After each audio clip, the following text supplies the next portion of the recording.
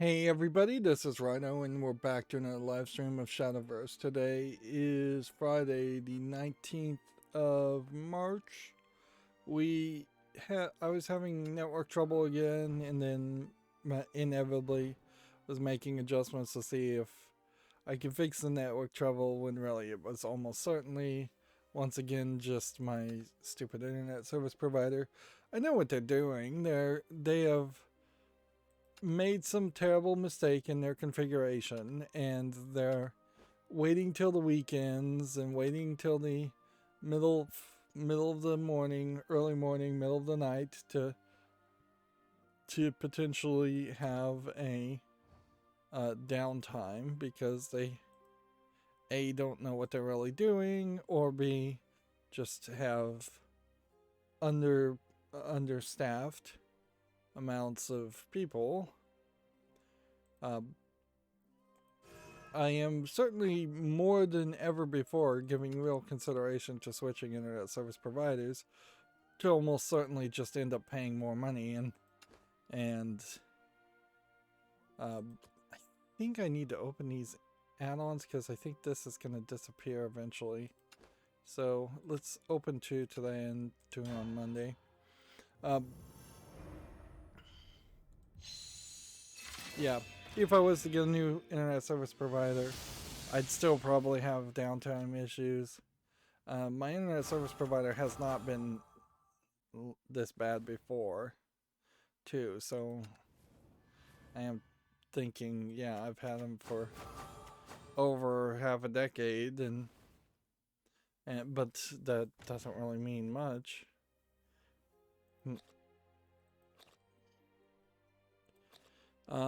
Okay, so hopefully the internet doesn't cause a problem. Everything looks fine for the moment.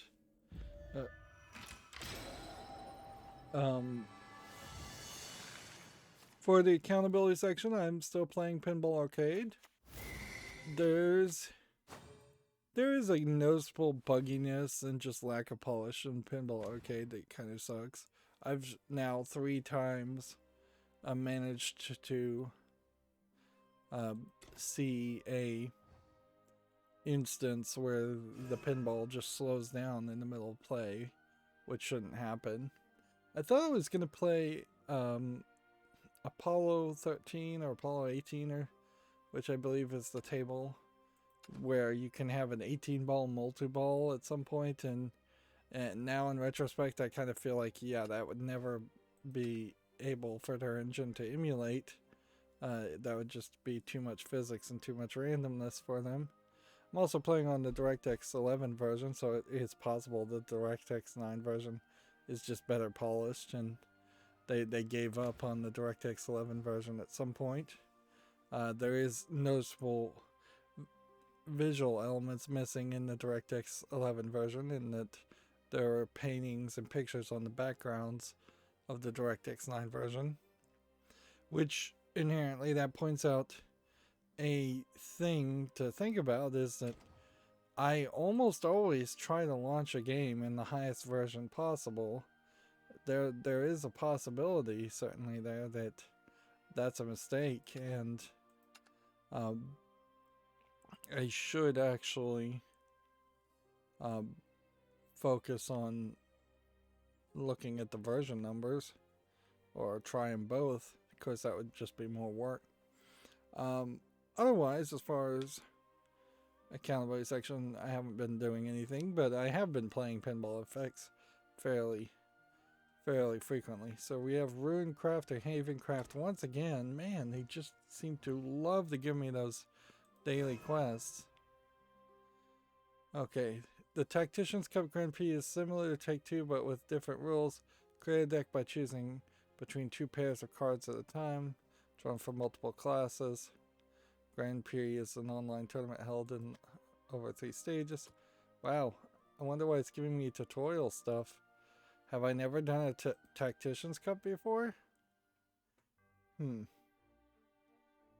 well, if Runecraft and Havencraft are what we're looking for, then we shouldn't do combo puppet, we should either do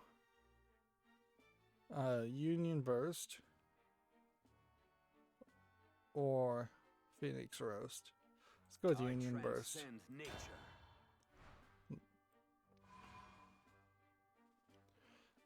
Actually, I guess it probably doesn't matter one way or the other. I should just select the best cards. And we could look at all the cards, but I feel like that would be a waste of time, so let's check out what the most rare cards are and mostly just look at for that. I'm not getting to keep these cards by any means, so probably does suit you better to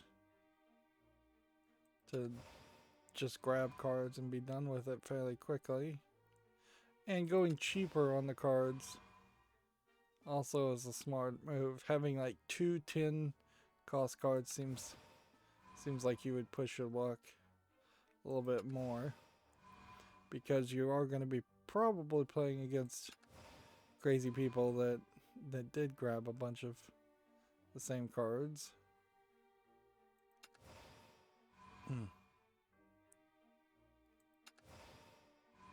So yeah, just go cheap and go high quality.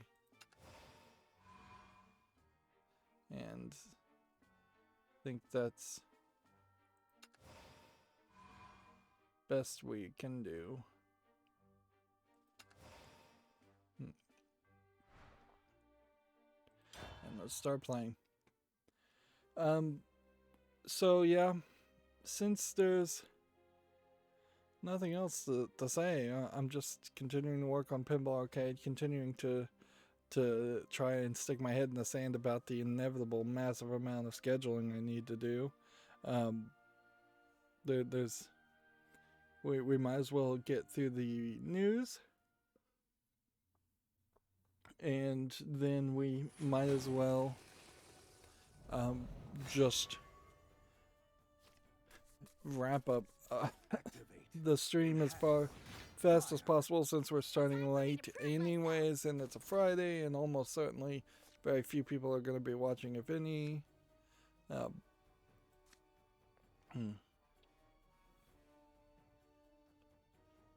see.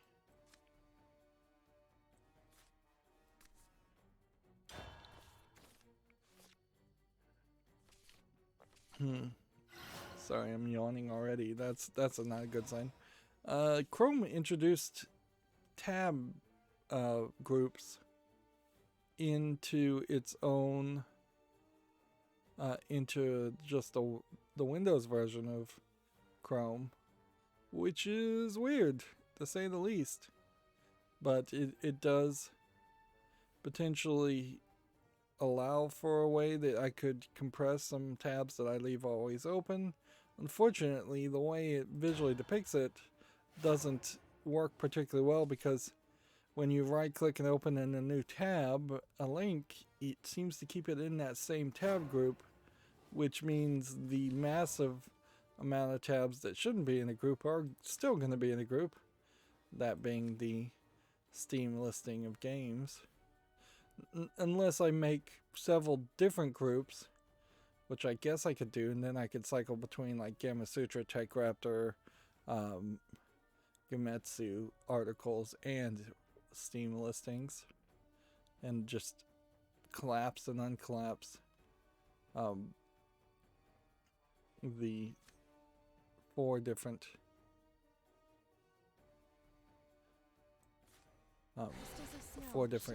groups at that point. That might be something worth trying. Here we have a game on Steam called Wanted Raccoon, where it seems like you play as a raccoon and cause all kinds of mischief.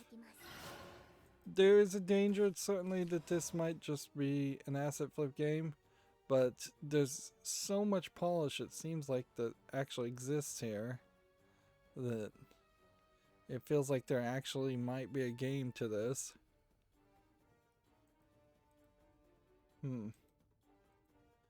Playing as a raccoon is an interesting idea if you're going to have somebody running around causing havoc. It is a better polished concept than the baby trying to kill itself.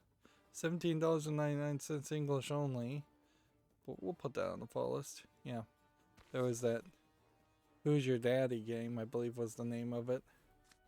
That came out probably 2 or 3 years ago.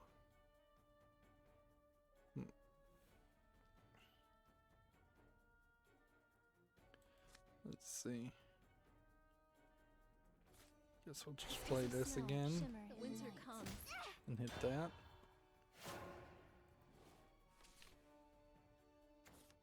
My blade in your light, oh forest life.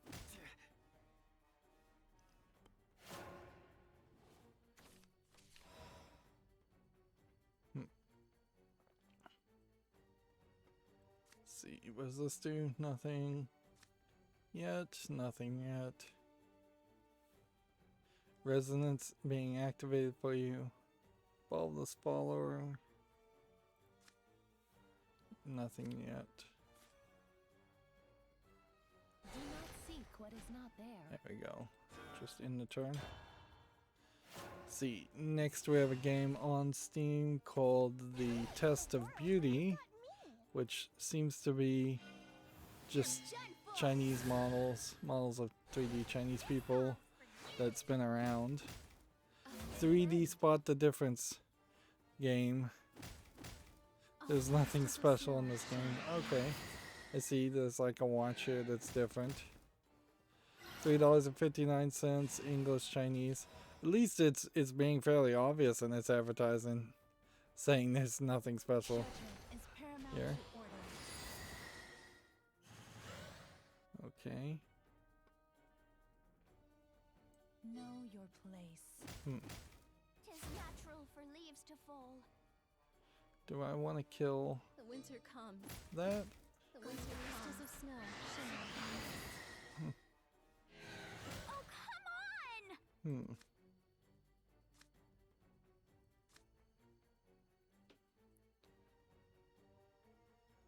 Do I want to evolve? Nope. Can't. See. Next we have a game on Steam called Boom VR, which this looks like an asset flip collection of elf characters in a lot of dark screenshots and close face-up shots. A unique VR festival where you go crazy on the dance floor. Well, why are they elves then? That seems ridiculous. And I think the truth here is that this is just an asset flip of elf 3D models and some dance animations and someone being fairly crazy with the camera angles. What's funny here, as well, I think this is really not anything. It's $9.99 in English only. But the funny thing here is that with kind of the exception of the rap sequence at the beginning of Dead Island, there really hasn't been an instance where you had a lot of cases of a rave going on or anything on that line, any kind of musical event or presentation. The next closest instance I can even think about it is that sequence in The Last of Us 2 where everybody's like in the tent having kind of a slow dance experience. And I'm sure there have been other sequences and I'm just not thinking of them. Particularly in older games, it would probably be easy to remember, forget about it as far as sequences. Like if there was something in, for instance, the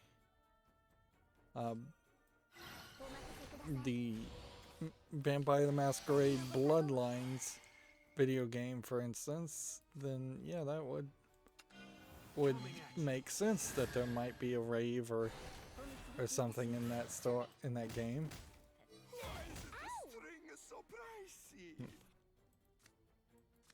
Let's see.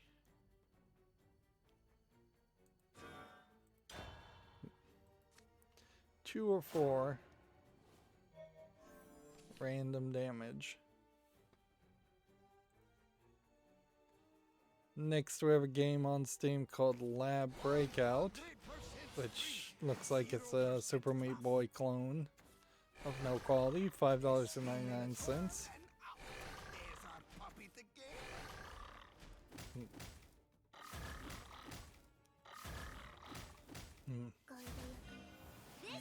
Let's see.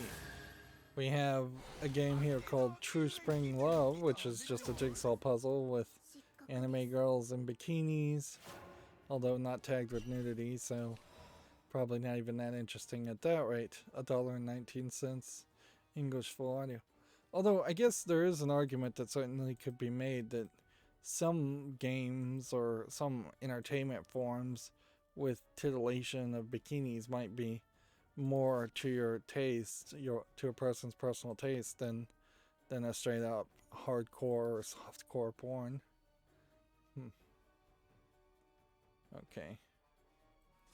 This would do 2 or 4 damage. I could only do it once. That's an evolve. Let's go ahead and evolve this.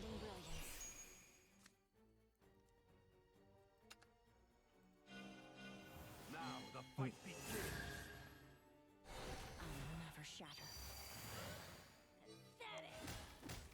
Why is it the string is so pricey? Let's see. Next, we have a game on Steam called Zenith into Marionarium. I don't even know how you'd pronounce that.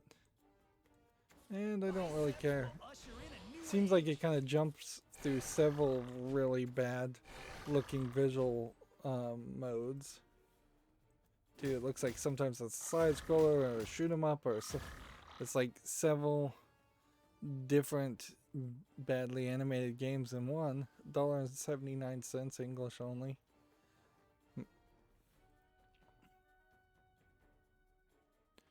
Let's see. We have a game called Dino Galaxy Tennis, which seems to be Pong, but done with maybe some gravity elements and maybe some other twists.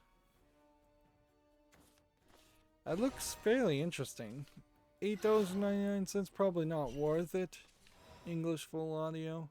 But the problem with like trying to update Pong and why nobody has really succeeded at it by much is because Pong is such a simplistic game that once you start adding content, it stops being recognizable as Pong. This one looks like it might be able to put a twist on it and be its own thing. Alright. 6 play points.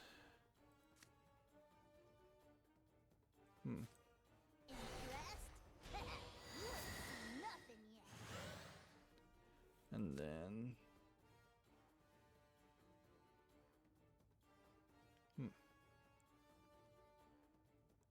play that, I guess. Speak with more than words.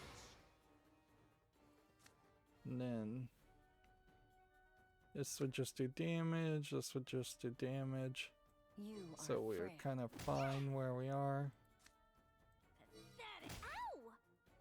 Could I have evolved that? Nope. So we'll have to win in the next turn. Next we have Dark Romance Sleepy Hollow Collector's Edition from Big Fish Games. This obviously is just a hidden object game. 100% string and 0% I'm not seeing even the Headless Horseman shown in any of the screenshots. That's where Sleepy Hollow comes from. $12.59 English full audio. Alright, well.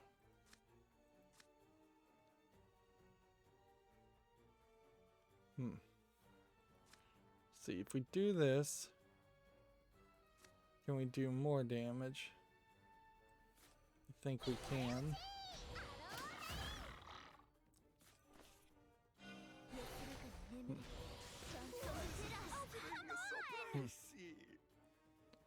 And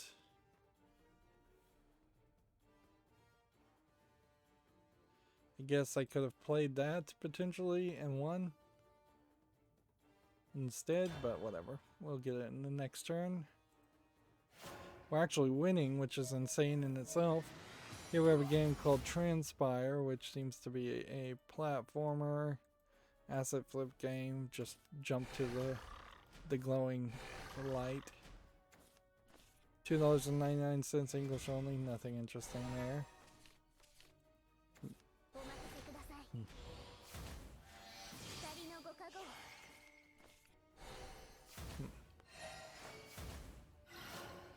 If this guy figures out a way to succeed, I'm gonna be super surprised.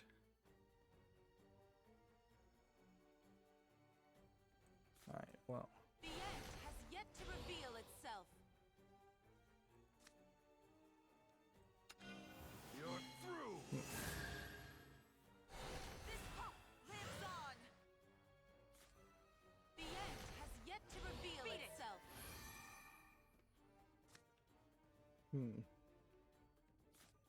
I'll do my best. Beat it. Can I not evolve?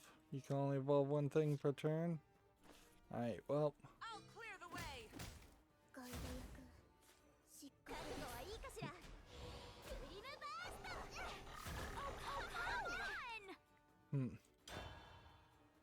See how they win there. Next we have a game on Steam called 41 Hours Prologue. Seriously? How did I lose there? It must have been those two artifacts. They must have done some major damage.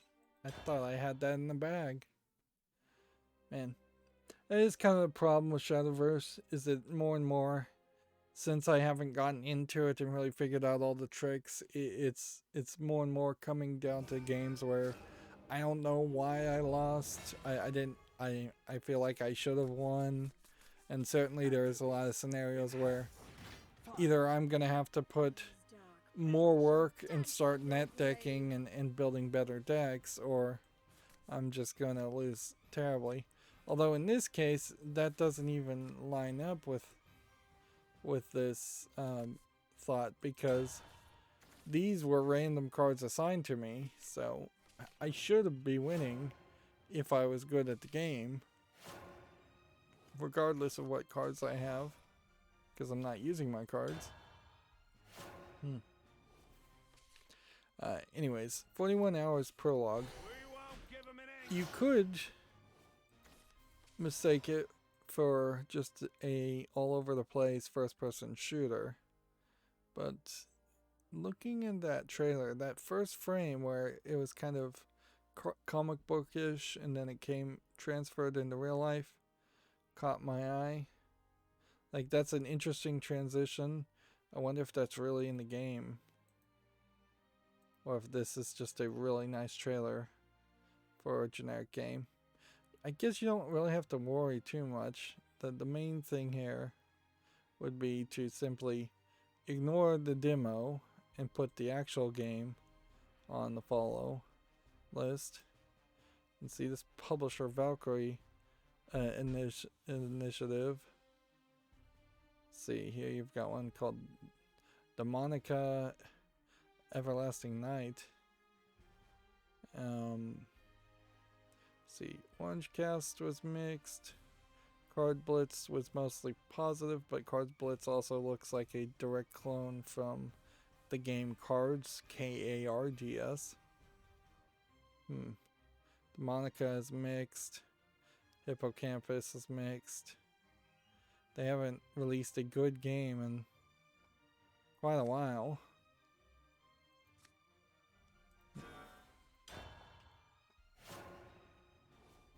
And as we start to scroll back, more and more of these games seem to look particularly bad from this publisher. And I guess the question would come down to, like, their best seller probably is this 2016 game. Does the publisher potentially affect whether or not you should give a new game a chance? And at a certain point it is, because it's the people you're doing business with and the people that the developer of the game chose to do business with. One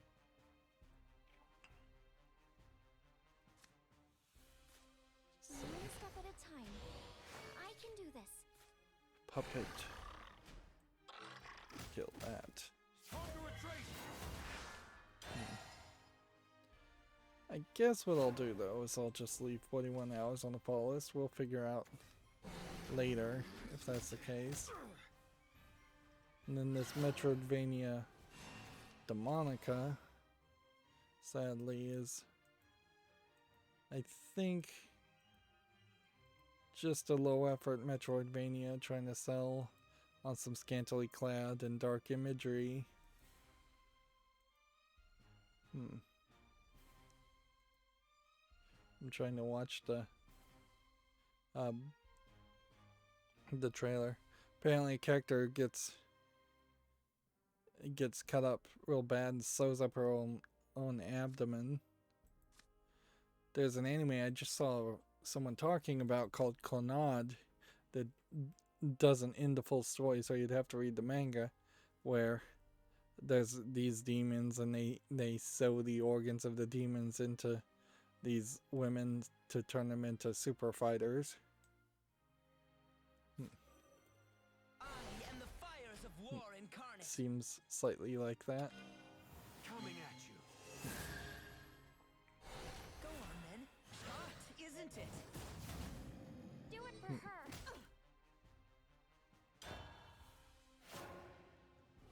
But yeah, I'm looking at the trailer of this game, Demonica. It doesn't look terrible. I would just kind of wonder what got dropped. They're highlighting here that they were an Indie Prize nominee for the 2017 Strasbourg Indie Game Contest, which that's pretty pathetic. I will win this battle. Was hoping for a nice Metroidvania like Bloodstained or Symphony of the Night. The concept is good, the graphics are nice, the music is exceptional, but the controls are so clunky it makes me want to puke. After an hour I just gave up. Punching and kicking animations are too slow and blocking seems pointless, while the enemies have quite quick attack animations and just damage you for touching them.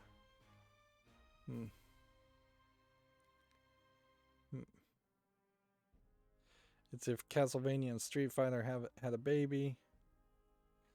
So yeah. And yeah, that's inherently the problem with a video game, is that you can get the music, you can get the art, you can get the video perfect, and you still can make a terrible video game if it plays terribly. Moving on, we have a game called Treasure Adventure Game, which looks like it's more of a kid-friendly Metroidvania according to the tags. But I don't like these visuals at all. I'm not sure that you'd even really call this a Metroidvania as much as you just call it a platformer. No, I guess it is a Metroidvania. It's free, so I guess the price is right. English only. But yeah. Not graphically appealing to me. Next we have Time Trap 2, Search and Find Hidden Objects. This is from Crisp App Studio as a hidden object game. So, $4.24. At least they're starting to get reasonable, some of these companies are, as far as hidden object games. If you were obsessed with them and you just needed to play one once a week, paying $4.24 is way more reasonable than paying $12.99.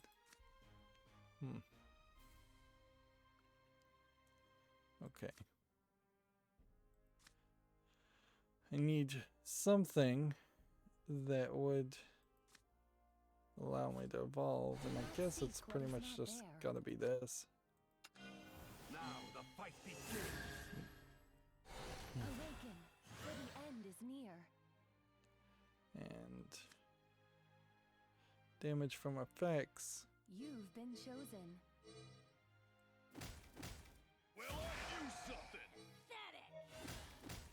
Please steal responsibly.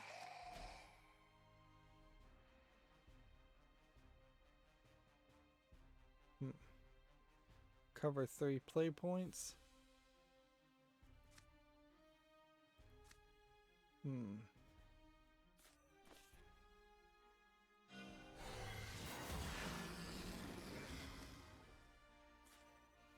do my best.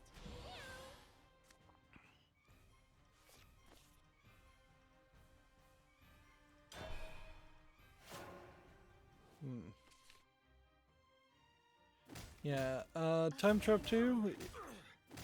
We already talked about the price. Sorry, I'm getting distracted. This really does not work for me streaming later. I'm gonna have to just throw in the towel on this mentality or the slot. Not unless I could figure out a way to shift around my sleep schedule more. Just waking up at 6 or 7 in the morning, which is how I've been waking up fairly consistently lately, and then pre-recording a couple of videos and then starting the stream is just too much. Also, I imagine there probably is a slight subconscious different amount of pressure live streaming than there is pre-recording. I probably am not doing much better in my pre-recorded footage as far as getting quiet and not saying anything. This one's for my family. Anyways, here we have a game called Ascended, which seems fairly buggy at like a low effort. Like the idea that maybe you could turn yourself into a ghost isn't incredibly crazy. But then to see them just make a platformer out of it and to see the graphics really not have much of a polish is not inspiring. This is $4.49 English only. There is a game called Geist that came out a long time ago, and it probably is a good candidate for a remake or remaster or re-release. But yeah, that was a first-person shooter where you could take over people's bodies. Here we have a shoot 'em up called Assault Shell.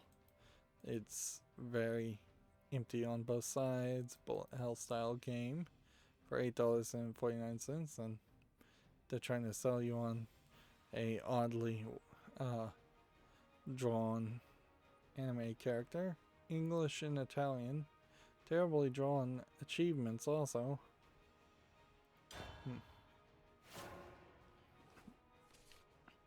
Next we have a game called Spell Beats, which apparently is a spell casting game with rhythm. To me, it does not look interesting. You're gonna have this in front of your screen the whole time, and that's gonna be irritating. Early access, $2.99, third party EULA, single player only, English only. Do not seek what is not there. Next, we have a game called Horde Slayer, which looks like garbage. Early access, $7.19, English and Portuguese. I didn't curate any of these games. I could have curated a few of them, but a lot of them probably deserve to be highlighted. At least for their bad quality, if nothing else. Bathe my blade in your light, You've oh been forest chosen. life. Next here we have Incarna Raid, which looks like it's a VR game of some sort. I'll face you head on. I'm not getting a good idea of single player VR adventure puzzle game is what it says. Not getting a good idea of what you're supposed to do. Stand in one place and shoot things with a bow and arrow, which is typical for VR. But apparently that does some other things too. $19.99, English and French. I gotta put this one on the fall list. It at least looks visually polished enough to potentially actually be a game. Crystals of snow shimmer in the night. Let's see. You've been chosen. Hail your queen!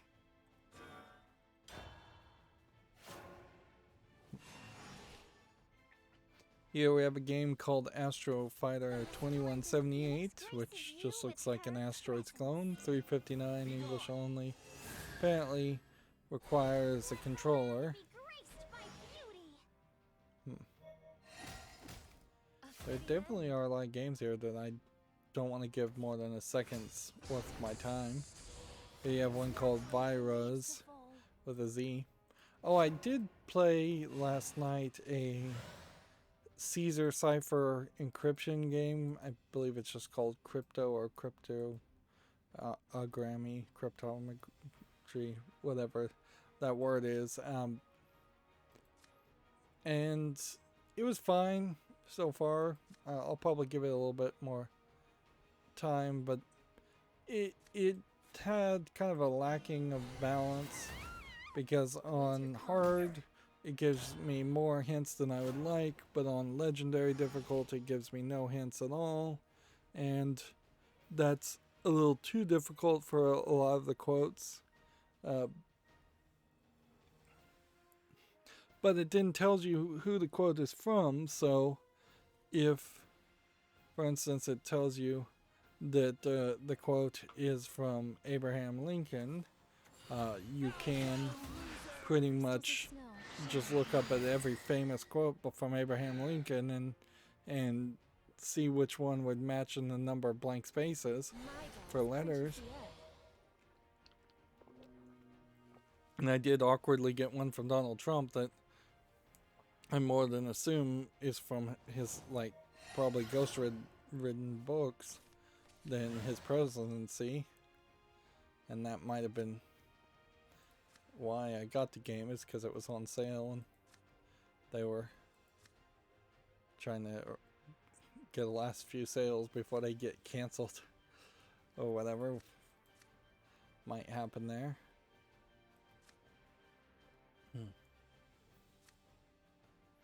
I'll use the embers to start a conflagration. Coming at you. I bear my fangs at the world. Whenever this follower takes damage, it's not destroyed. Gain +1/+1. Okay. Interesting. Restore X defense up to 10 times per turn. X equals the defense restored to this. Oh, you fully restore his defense. Interesting.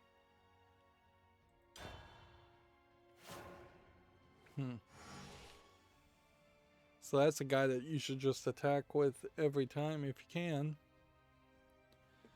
can.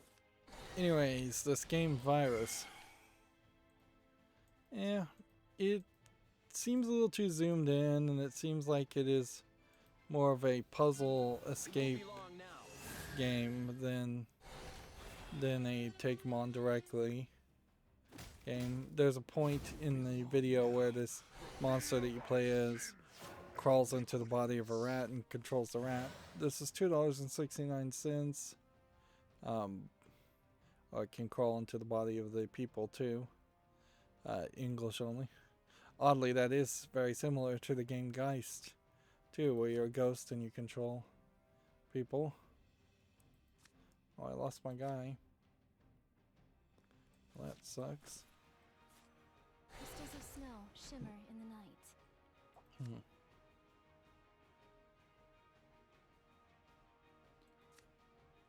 The winter comes. Let's just protect ourselves and kill that.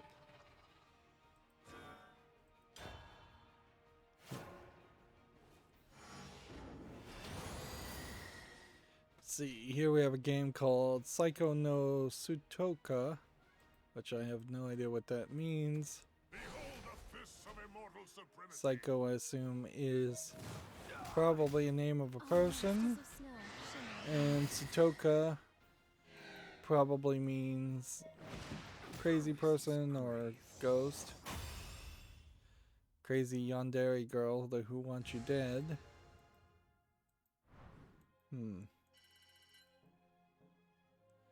Is there a real game here for $3.99 English and Japanese?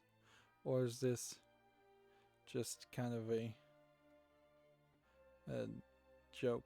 Psycho might be just the Japanese way that they say the word psycho. P-S-Y-C-O.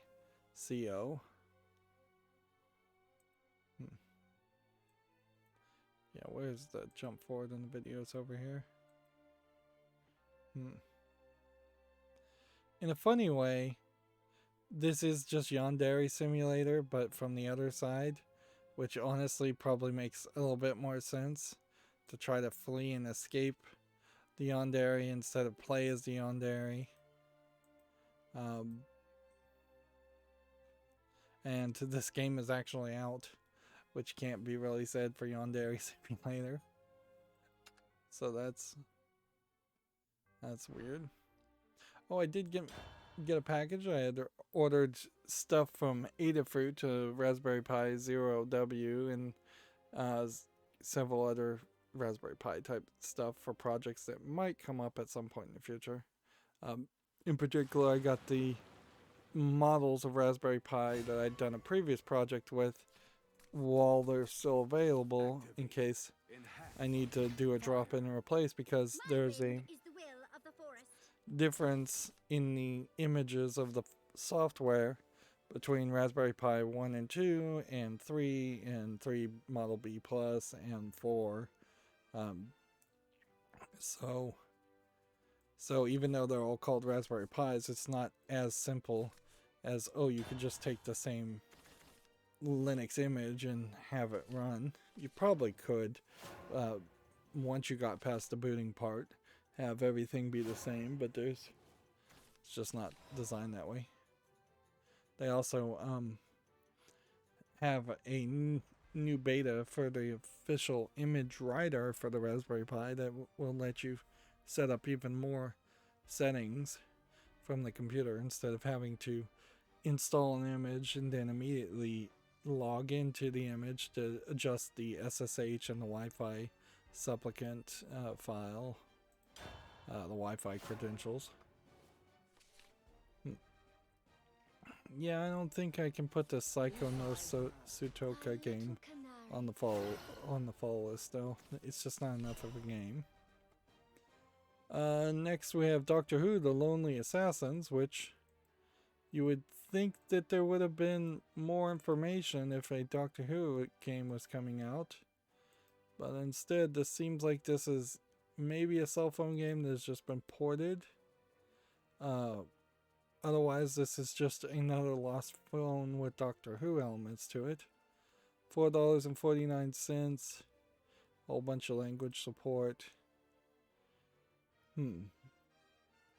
We may start to see more and more standalone side Doctor Who stories come out in video game form instead of Doctor Who shows.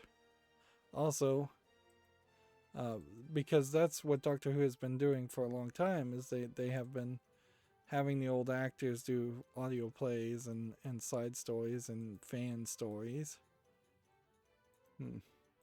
But they may not bother to ever actually show you which Doctor they're even talking about. Although if it has this Petronella Osgood here, then that kind of implies it's the previous Doctor, not the current one. It could be the current one, but I would assume not.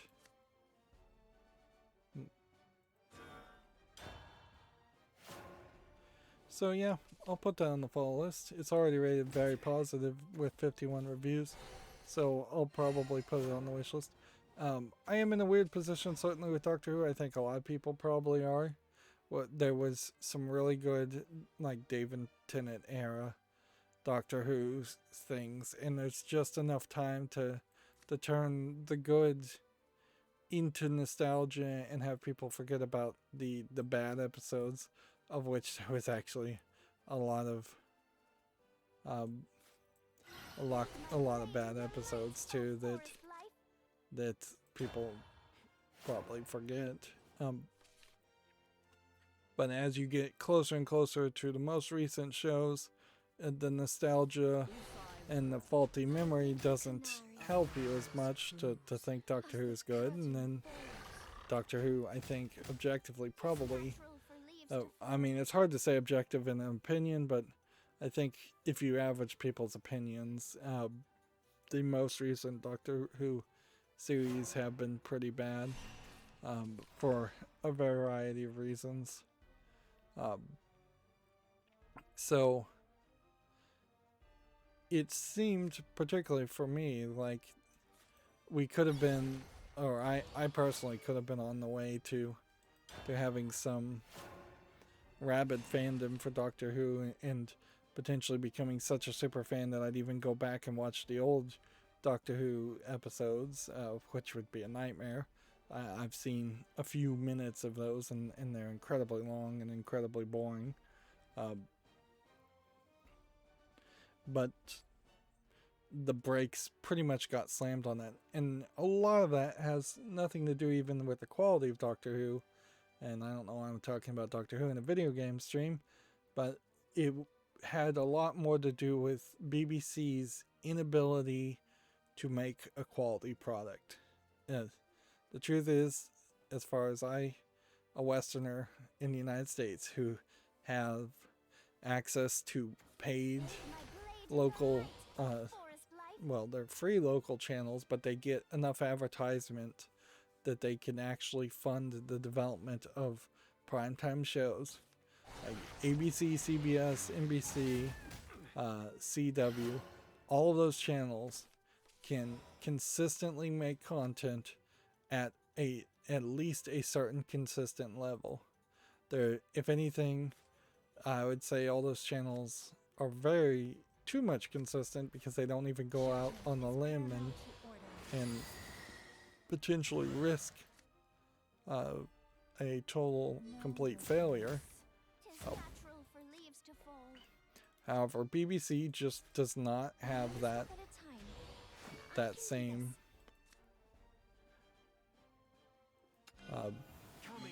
it just does not have that same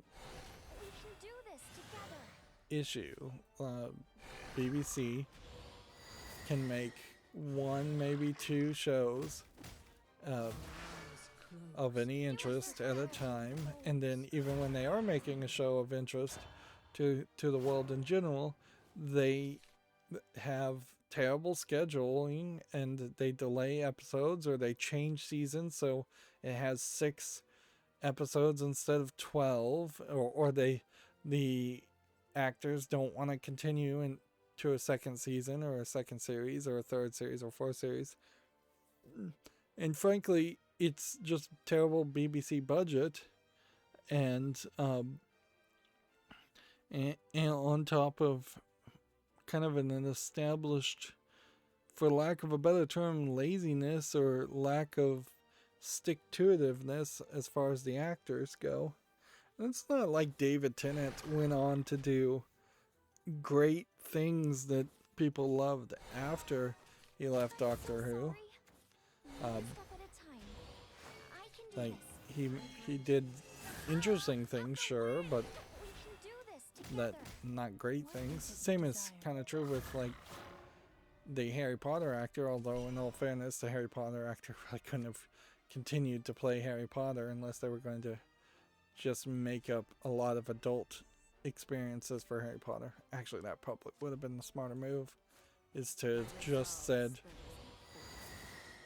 after the final movie based on the book, where he defeats the big bad guy, they should have just had an introduction of him as an adult outside of Hogwarts, fighting a new bad guy, and then just a whole new quadrilogy, or how many movies you were going to make. Probably a trilogy. That, and then to continue on this rant for just a little bit longer, the BBC, as a TV production company that's supposed to be publicly funded, clearly is not funded well enough. It is very close to the PBS systems in the United States, where those channels are not funded either, and so they don't make anything that interesting at all. So the BBC should probably stop being publicly funded. I think half of British people would agree with that, and instead just run a ridiculous amount of commercials and compete in the capitalist world that exists at the moment. Or everything becomes publicly funded and TV just starts to suck, which that too wouldn't be too big of a deal.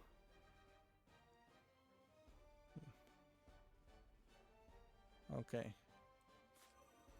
This one. And then this one, I guess.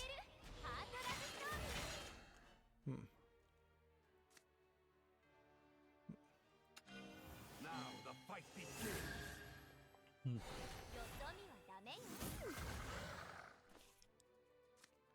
Let's see. What else do we want to do? Searching.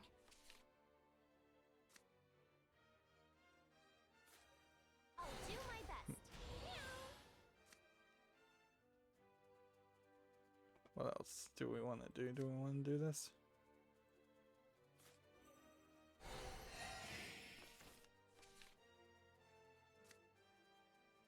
Alright, well, that's pretty good.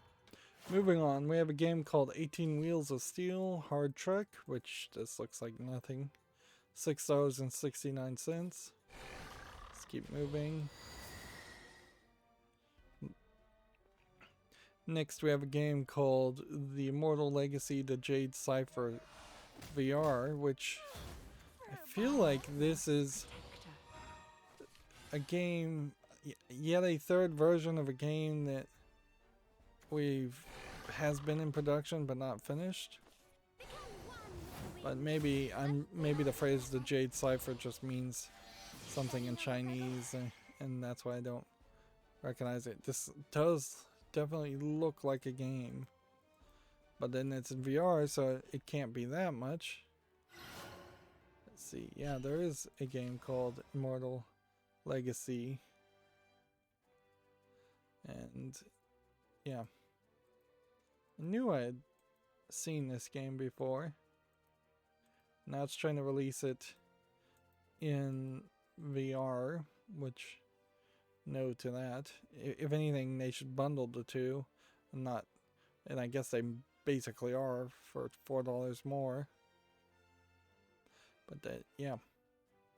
This came out in May. It's 60% positive, so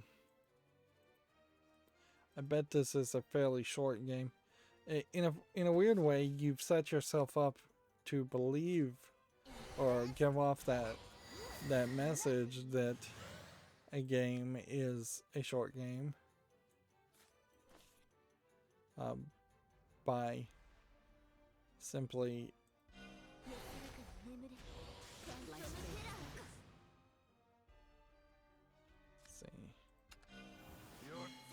solve that.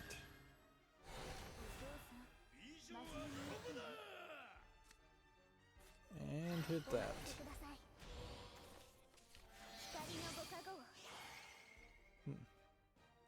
And hit that.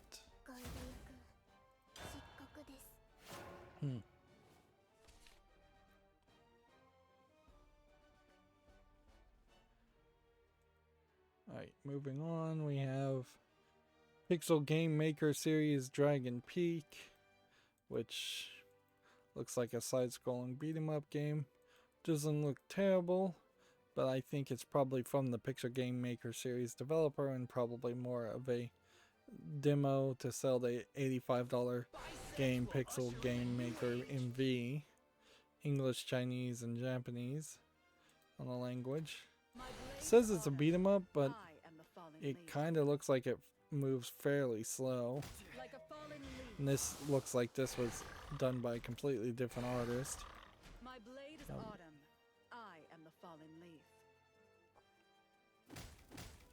Next we have a game called Hyperspace Andy's Adventure, which just seems like it's a neon infinite runner avoid the obstacles game for $5.99, English and Turkish. We have seen quite a lot of Turkish games lately, which that's interesting to say the least, that we may start to see an actual competition or an actual industry sprouting up from Turkey, or at least supporting the Turkish language. Let's see. Evolved. So we can evolve. Let us speak with more than words. Let's play this first. And evolve. Coming at you. I'll settle this with one stroke. Then play this. My blade in your light, oh forest life. And then do that. Maybe I shouldn't have done that. Maybe I should have done this.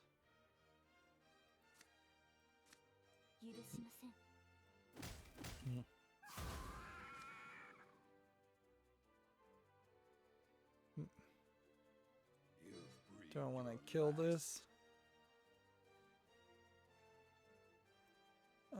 No. Let's just end the turn. Let's see. Gamma Sutra has a job listing here for Insomniac Games as a narrative system designer. I do recognize Insomniac, but I couldn't at the moment think what game they're working on at the that should be something I should research though. So let's see what they're working on. Last game was Spider-Man, Miles Morales, and Ratchet and Clank. I think they're done with Sunset Overdrive. So yeah. They need a narrative systems designer, probably for a Spider-Man game, if I was to guess. Here we have a game on Steam called Inkaru: The Chase of Deception, which looks like a platformer. It's $5.99, English only.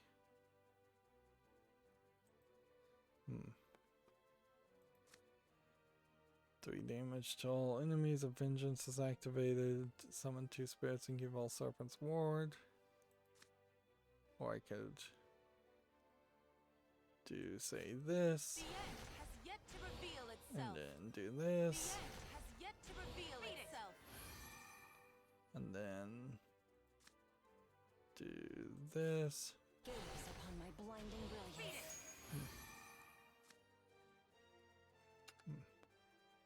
Do that. Now the fight begins.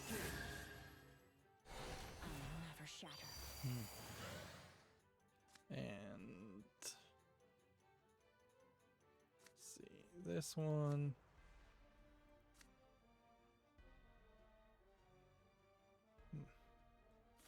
This is probably the best one to play.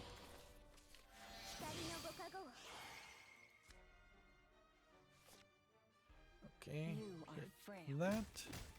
Life's blade is shattered. And ooh, You I can are just hit frail. again. And in the turn. Next we have a game on Steam called Can't Drive This, which looks just like it is a racing track builder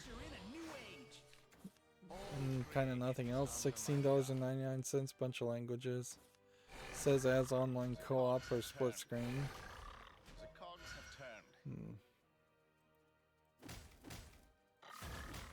Yeah, I don't feel like there's really a game here. Cogs have turned. A superb display. Finally got a victory. Here we have a Chinese RPG from the looks of it. Seems to be over. Yep, doesn't look like anything. Coming soon, English and Chinese.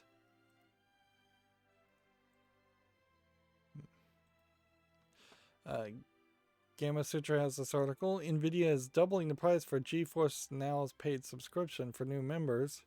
The company initially offered it for $4.99 a month for founding members. Now, anybody that tries to sign up will be offering priority memberships for $9.99. I don't feel like GeForce Now, while it may have been an interesting idea, I don't think it's really proven itself to be a success or a good argument against building a computer.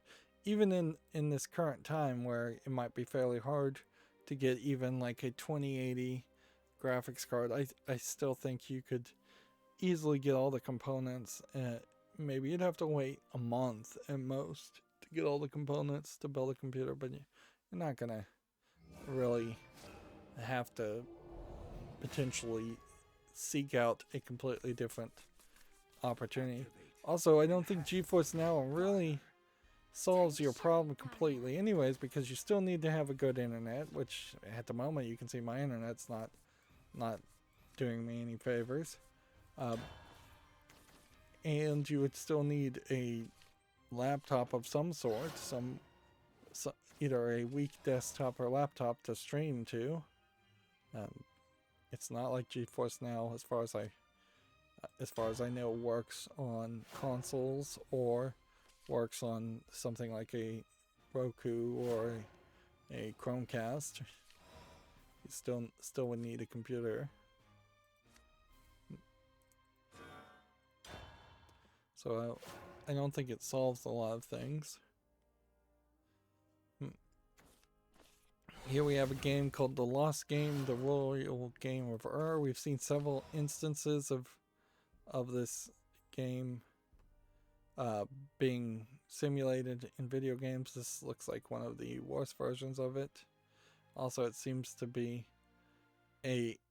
have an editor here where you can change how the game actually plays, which seems weird because I've never seen the Royal Game of Ur play this way. It's always been this shape, and it's not particularly even that complicated of game, so there's kind of a reason why it was lost. This is $2.69. Basically, it plays fairly similar to backgammon or Parcheesi, I believe is another game that it's similar to. Oh, forest life.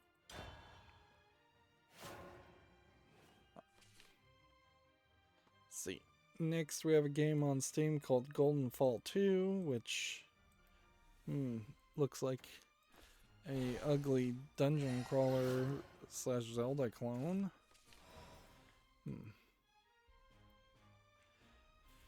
$5.39, English only. I think no to that. Bathe my blade in your light, oh forest life. Hail your queen.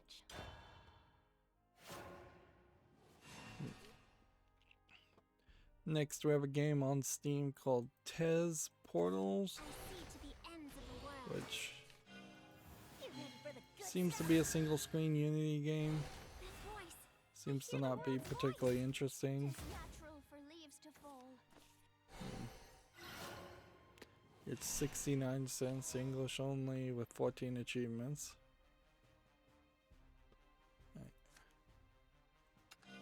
Coming at you. Life. Blossom forth and come to me. Like this. And then hit that one.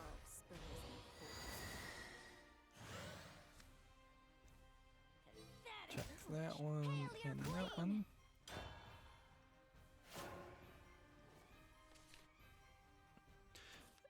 Gamma Sutra has an article here. THQ Nordic's parent company, Embracer Group, has raised another $890 million to finance more acquisitions, which at a certain point, this really just feels like this is a Swedish company that is trying to take control of the video game industry. Like, I don't know who legitimately can make the argument that Embracer Group deserves money to acquire other companies, particularly when you haven't seen them make profit with the companies that they've embraced, for lack of a better term, already. Crystals of snow shimmer in the night. I'll do my best. Let's see. Now the fight begins.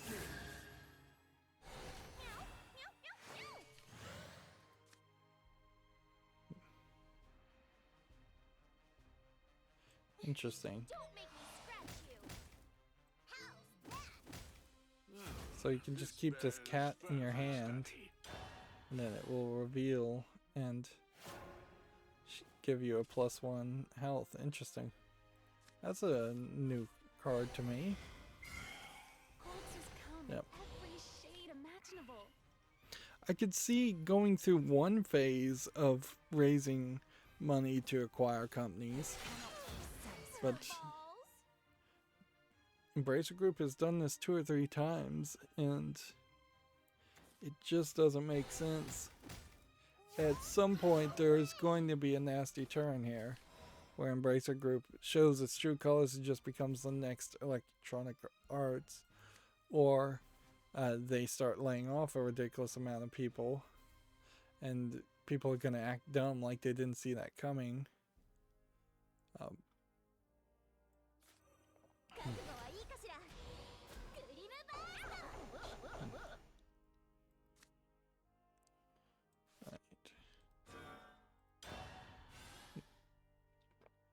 This is an article here. Game studios speak out against escalating violence towards the Asian communities.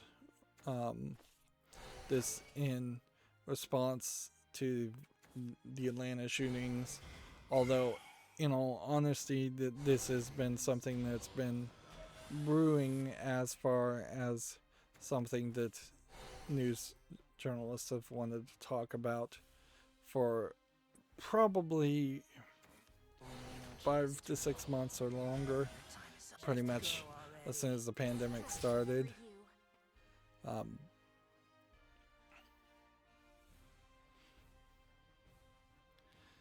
It's not super video game related because the shooter didn't target video game developers or programmers.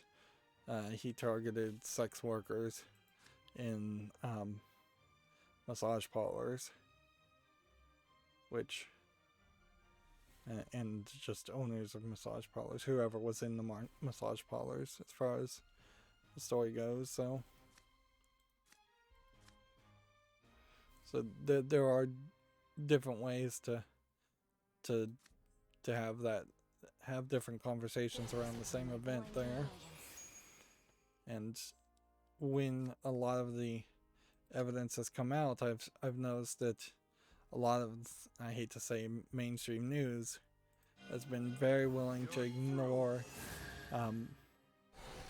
ignore actual facts and delve very deep into bad journalism because it didn't fit their narrative.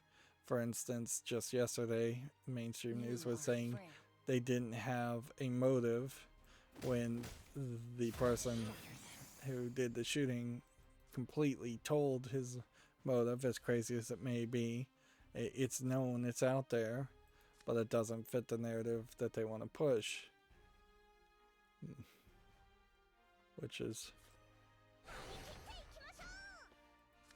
Which I think is a problem.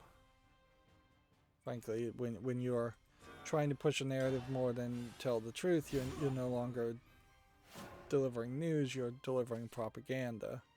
And that's a dangerous step, certainly, particularly from a stance of a person who doesn't believe in censorship and propaganda. You can't really believe in free speech and believe in propaganda being spouted. Anyways, moving on. We have a Gamma Sutra Gametsu article. Here, Bakumatsu Rinka Shinsegumi for Switch and PC launches June 17th. This is obviously an otome visual novel. Well, we got one victory. Another otome visual novel, Shiro Tukoro no Alice, is coming to Switch June 24th in Japan. I guess we should keep a general idea out for which consoles these visual novels are coming to, because more and more it seems like it's not coming to the PlayStation 4 or PlayStation 5, and instead is coming to the Switch, which I don't know how much of that has to do with the Switch being portable, or how much of that has to do with the Japanese just not being enthralled with the PlayStation 5. I would have needed 4 wins to make it to Group A, so I certainly did not pull that off. Which that leaves me now with Runecraft and Havencraft victories unranked. Well, actually ranked, I think I have to do. Alright, here we have Kiwi wa Kimi ni Koin ni Guao. I probably mispronounced that. Launching July 29th. This, once again, a visual novel. Once again, probably a young maiden visual novel. All these announcements might be all from the same group of publisher. Don't underestimate me. We are going to have to once again have a question around the idea of whether publishers are worth existing, because you can fairly easily release your game as an independent and self-publish nowadays. The question is, do you want no funding for the development of the game before it's released, and do you want no advertising budget? And I guess Kickstarter was supposed to kind of replace the advertising budget of a video game, but I doubt very many people would really want to kickstart a new game. Although that would probably be a better system, is if you said we've been independently, secretly making this game for 4 years. It's completely done. We just need people to kickstart it for the shipping and handling and publishing. Or not the shipping and handling, but the publishing. Here we have a game on Steam called Fox and Island, which seems like you play as a fox and solve some puzzles and have a little bit of an adventure. It's tagged as a walking simulator. Early access, $6.29 English only. It does look like it might be polished maybe enough that it might be good. Probably not, but I'll give it a chance.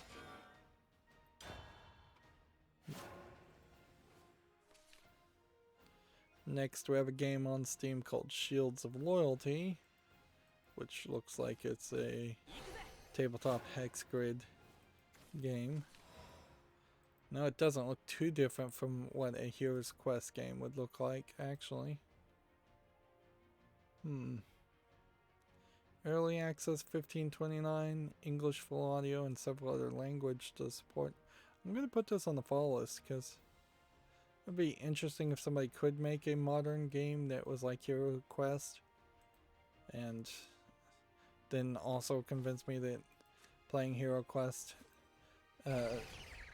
not Hero Quest, I'm thinking of Heroes of Might and Magic. Yeah, if you could convince me that Heroes of Might and Magic was a game actually worth playing today and make a new version of a game similar to that, that would be quite an accomplishment. You could speed up Heroes of Might and Magic quite a bit, and then it would be a lot more modern instead of each game potentially taking 4 to 6 hours or longer. Spell looks so sweet, you'll get cavities. Next, we have a game on Steam here called Dog World, which looks like it's a high frustration platformer shooter. Witness the fury of my curse.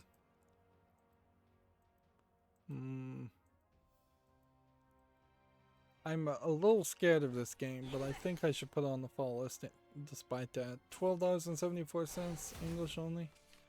Like, you're seeing some positive reviews. This might be a super difficult game. And just one I really shouldn't play. I was just thinking about it yesterday that the footage I made for Cuphead was pretty bad because I just could not actually beat the game. Honey glazed. Mana, come forth.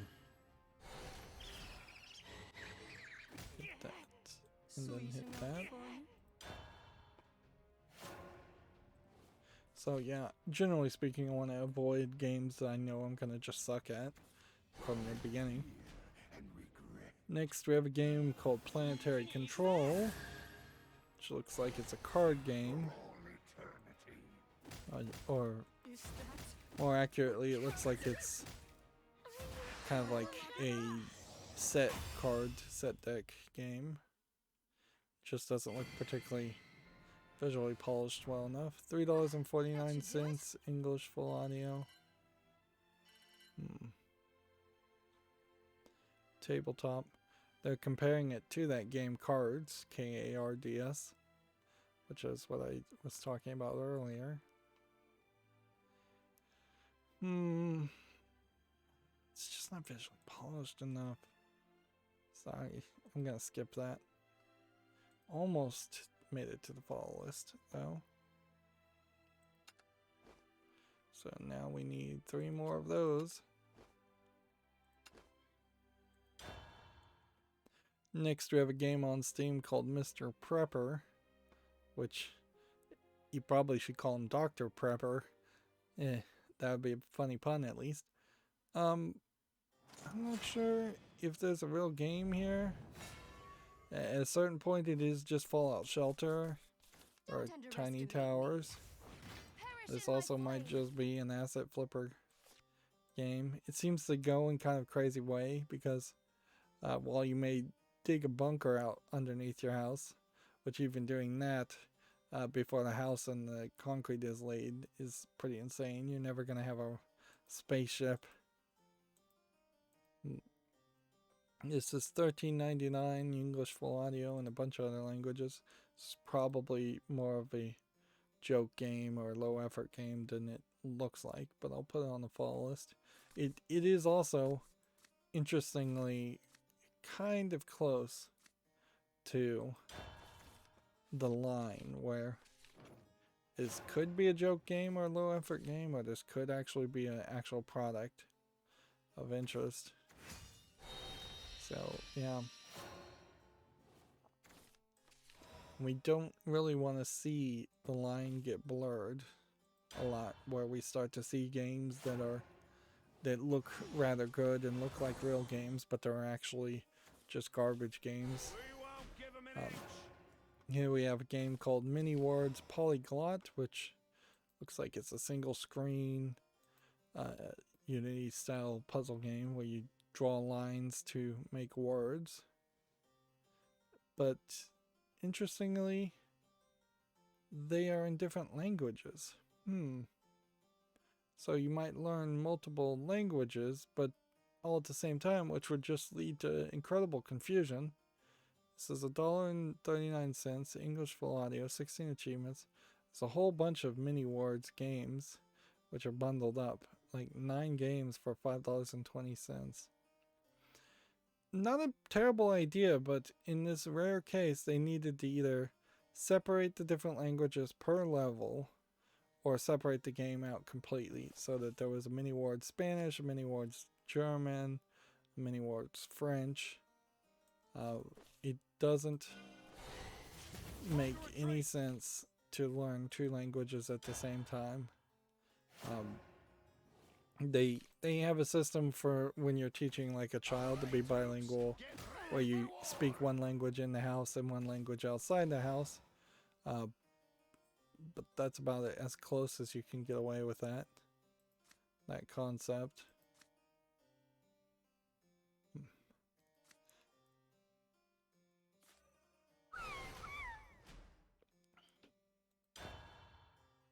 Let's see, next we have a game on Steam called Derelict Void, which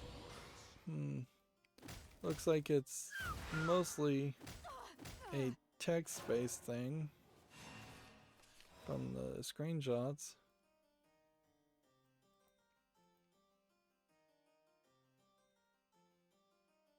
It kind of feels like FTL. That's an interesting idea. An FTL where you don't get attacked. Interesting. $17.99 English full audio. Fairly expensive game there, though, also, so. Could we do this? I am Solomon, the first mate. And then log this. The world turns atop the palm of my hand. Then hit that. Didn't go well. Me.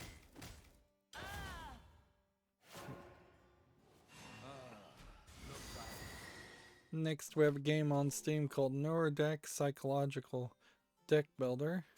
This one's already mixed, which is a shame because the idea of a deck builder game where you're fighting kind of your own nightmares mentally is somewhat of an interesting idea.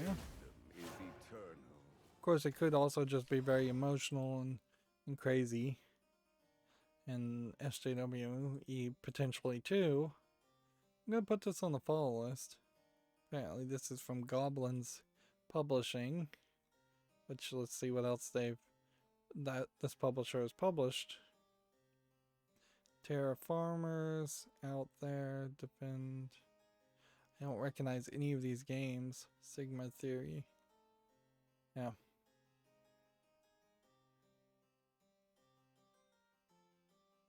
Seems like they've changed the colors on the Steam site too.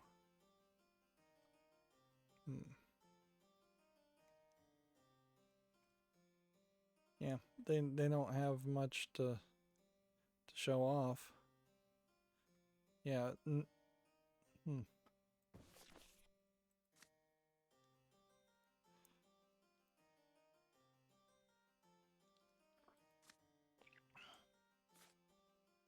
We want to do this. If I fall,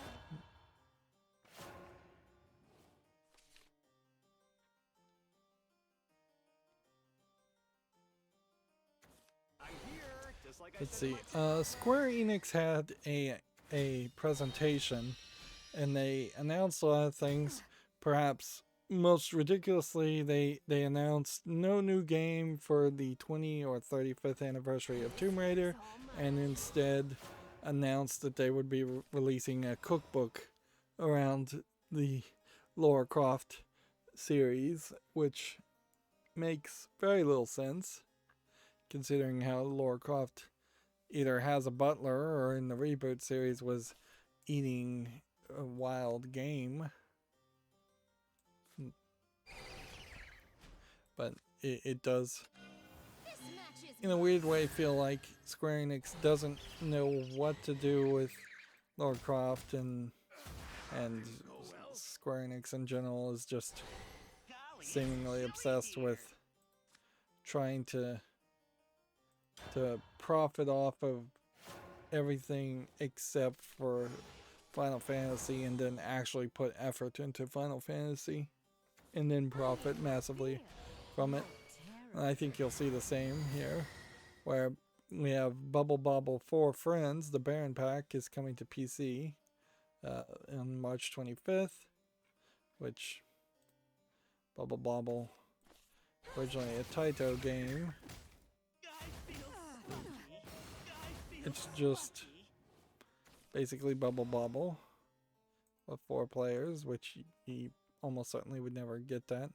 And not so many like platforms as you normally would see in a Bubble Bobble game where you were just going up levels.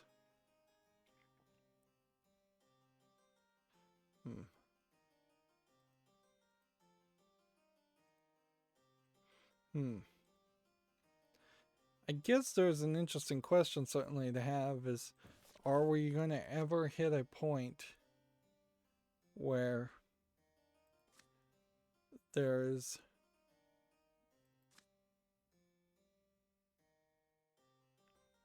You like the cold? that, Wait, not yet. do that. Put the icing on this cake. Lend me a critter worth that salt. Please steal responsibly. Yeah, there's a question as far as, are we going to ever hit a point where so many potential Japanese developers of previous generations have left a company either to retire or start their own companies, that there'll just be nobody really left to make games. I feel like Konami and Square Enix may already be very close to that scenario already. Moving on, Sony Interactive Entertainment and RTS have jointly acquired Evolution Championship Series EVO 2021 Online, which is set for, well, these are two different things. So, the Evolution Champion Series, I believe, is the parent company of EVO, and so now they're going to be running EVO, which pretty much means no more Smash Brothers in EVO, which that may have already been the case. As far as Nintendo not letting Smash Brothers be on at EVO. So, EVO up until this point has been almost unquestionable in its focus, in its stated goal and focus to be the place where fighting games are played and the tournaments happen. You don't stand a chance. Now there will be that suspicion Crumble before my magic fist. that It was an act of love. that Sony is telling potentially some people at EVO to promote one game versus another game, and things like Smash Brothers will never see the light of day because it is a Nintendo exclusive. Although, we don't know if that's really the case. I don't know if Sony Interactive Entertainment, which is being run out of the California offices, care one bit or not otherwise. If anything, it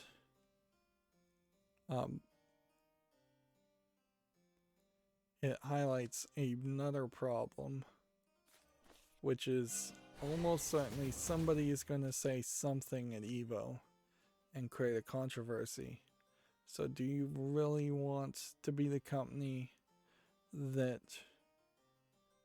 owns EVO and then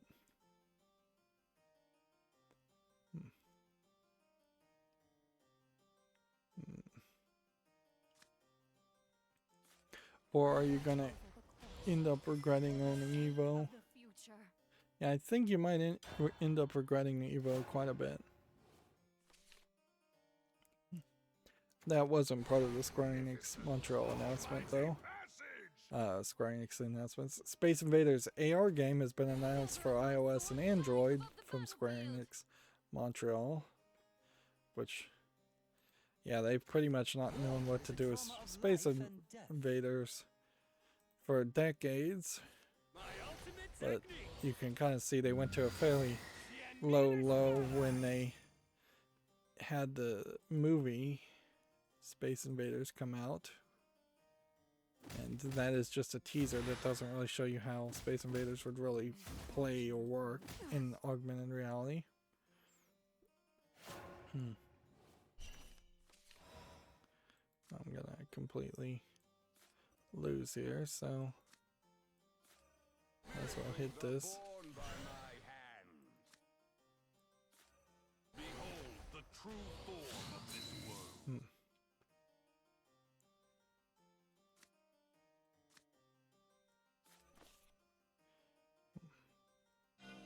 Maybe, just maybe, this magic will help. Dancing in circles and circles. Think I've lost. Marvel Avengers for the PlayStation 5 and Xbox Series versions will have Operation Hawkeye Future Imperfect update being now available, and Black Panther War for Wakanda expansion being announced. Nobody is playing the Avengers game, so it's kind of pointless. Also don't recognize half of these characters. Like, who is this supposed to be? Is this Hawkeye? Then who's that? That's supposed to be Black Widow. That's Kamala Khan. That's Thor. That's Hulk. That's Captain America and Iron Man. I have no idea who that character is. She might be a sidekick of Hawkeye, but none of the other characters seem to have sidekicks. Havencraft. Let's try Havencraft. They also announced Hitman Sniper Assassins for iOS and Android from the team behind Hitman Sniper, which that puts you in a weird position because we know IO Interactive was working on the main Hitman game and they kind of separated themselves from Square Enix.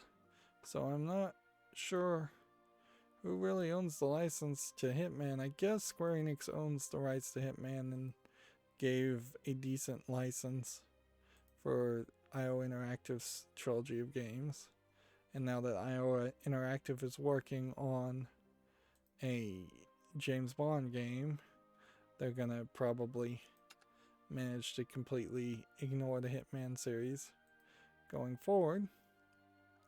And hopefully that's not the beginning of my internet having trouble.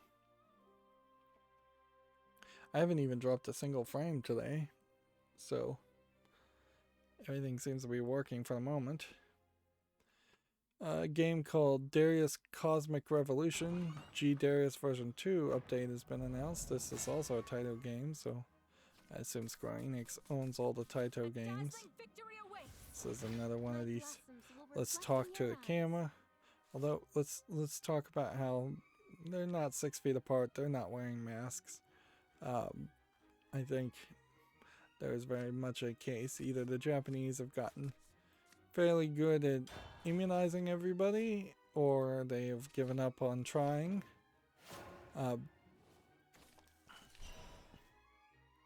Like, last I had heard, thought that they were still going through the pandemic as much as anyone else. So maybe they did get everybody, or a lot more people, immunized. Moving on, Balan Wonderland, a Hero or Two trailer. This game's name was announced. We had heard it before, I recognize it, but what it actually is, I don't think was described. As far as I can tell, it is trying to be a 3D platformer, Banjo-Kazooie style.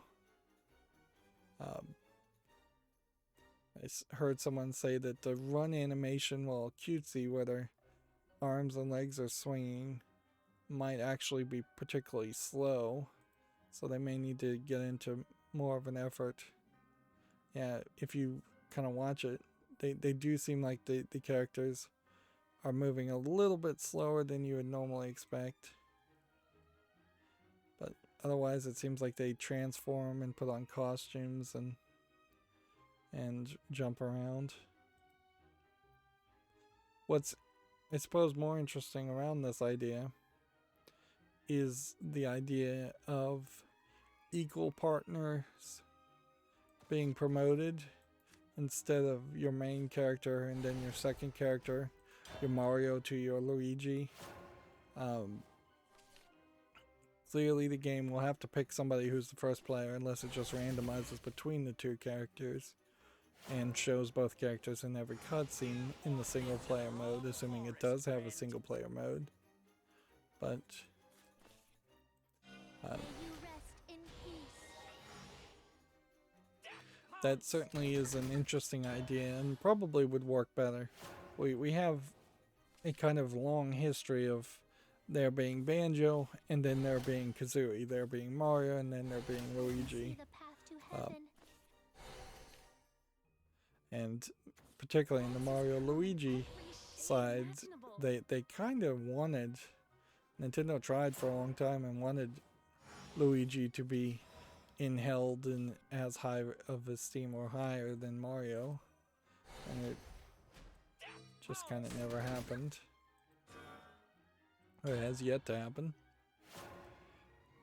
Next we have a game called Project Athia, being renamed Forspoken.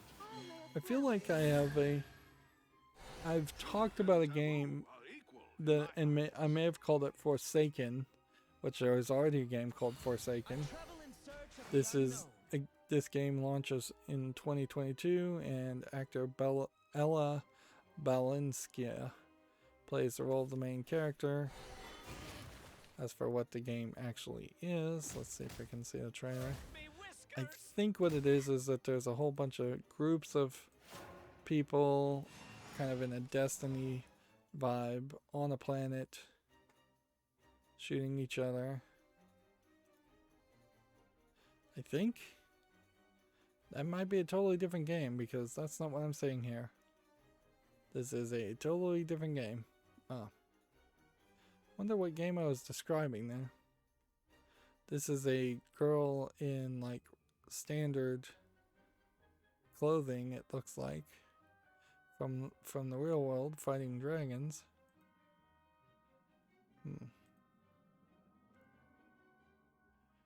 Okay, this looks cool.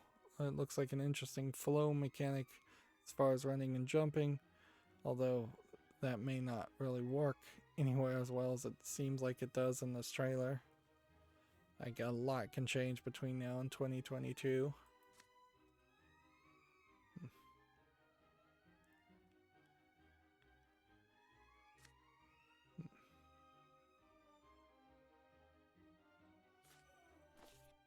Let's see, banish that one. In the turn.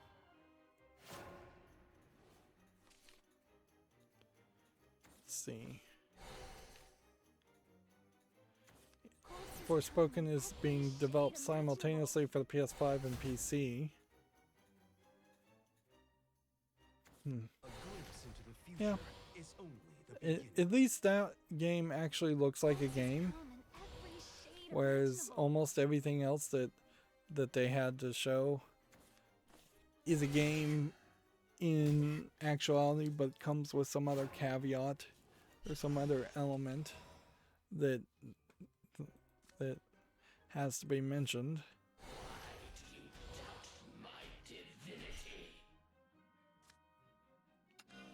My blade is your salvation.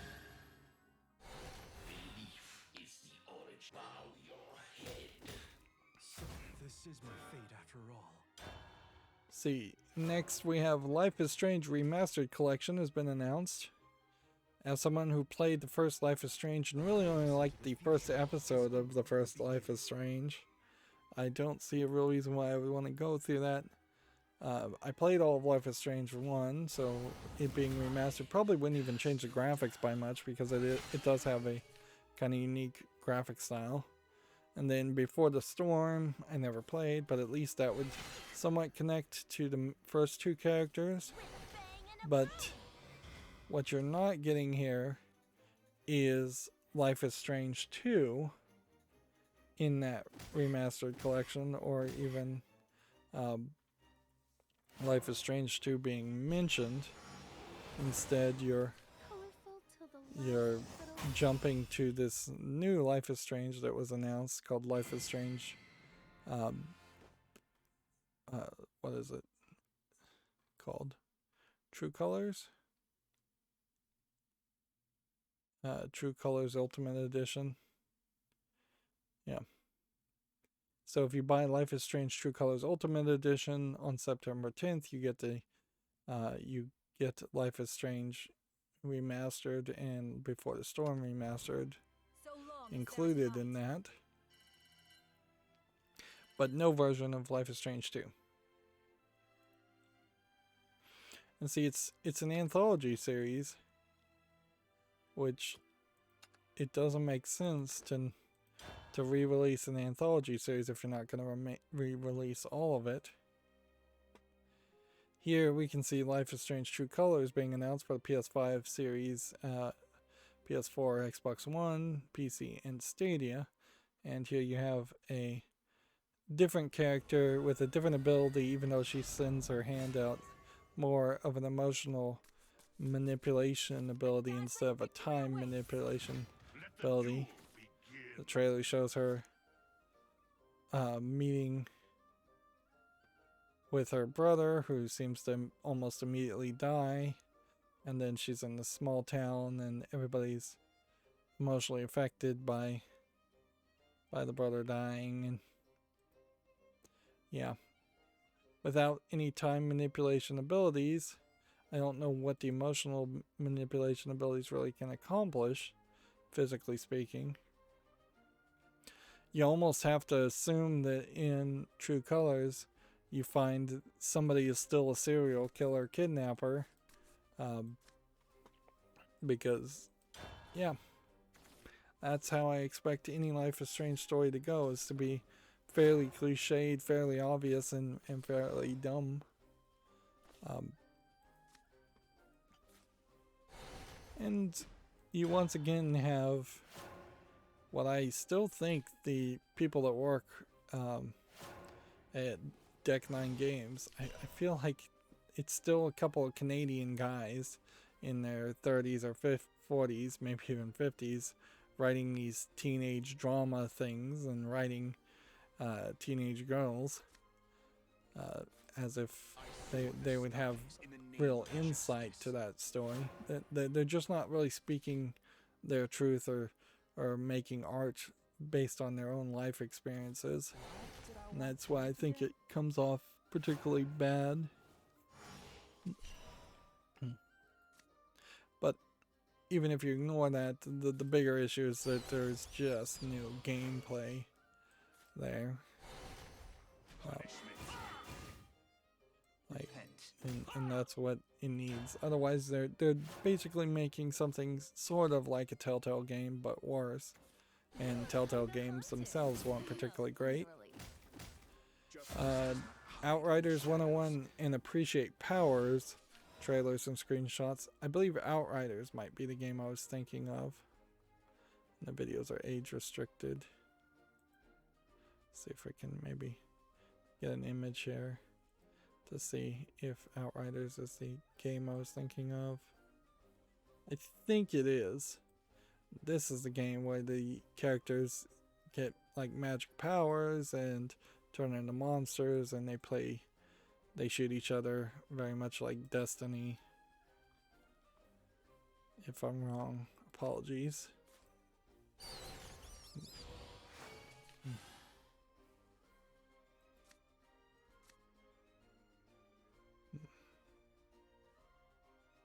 Let's go play that one Prepare too. to face judgment.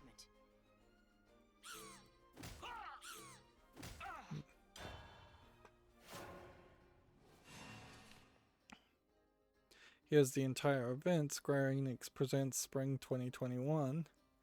How long would this video be? 44 minutes and 16 seconds.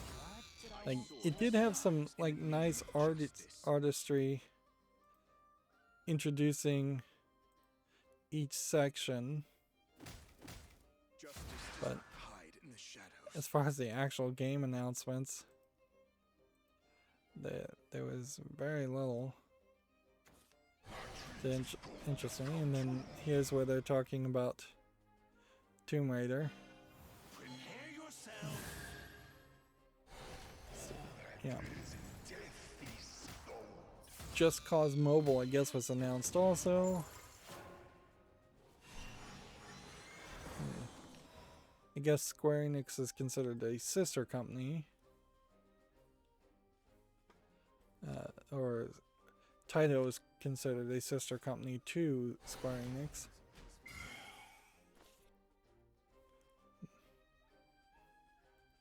Alright. My blade is your salvation. Prayer is your plumage. Don't give up.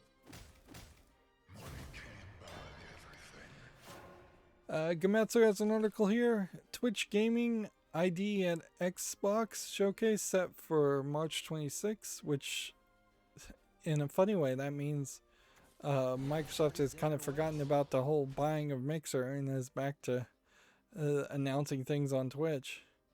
Game announcements are going to be from Drinkbox Studios, Curve Digital, Digital Devolver, Dear Villagers, and more. Let's see. Debut new trailers for more than 25 games: Stalker 2, Second Extinction, The Ascent, The Wild at Heart, Void Train, XO1, and many more. I recognize maybe Stalker 2, and that's it. And I'm not sure if this is Stalker 2, Second Extinction, or if this is Stalker 2, semicolon, Second Extinction.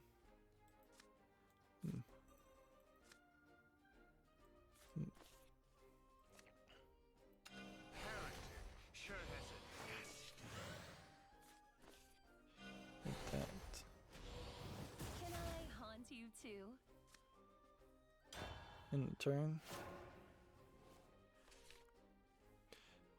A game called Necromunda Hired Gun has been announced for PS5, Xbox Series, PS4, Xbox One, and PC.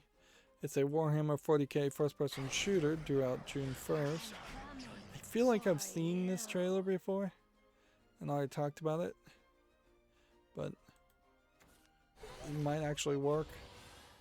That being said, this might actually not work because this might be, the Necromunda might be the yellowish bee-like characters. Everybody was in yellow bee-like outfits.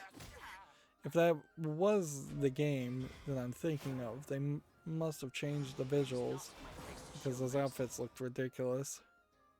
This does look like it might actually work as far as a Warhammer 40k game. That being said, it's important to remember so far not a single Warhammer 40k game that I can name has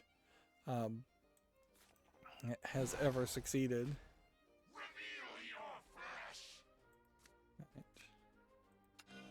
Winds of light, show your might.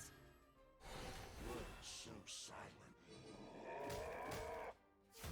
Resign yourself.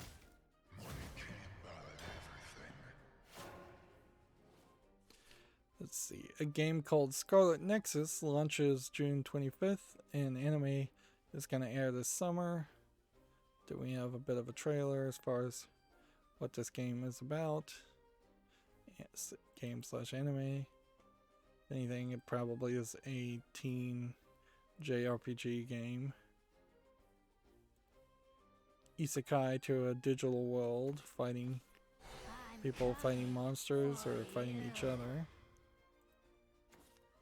Feels somewhat Persona-esque.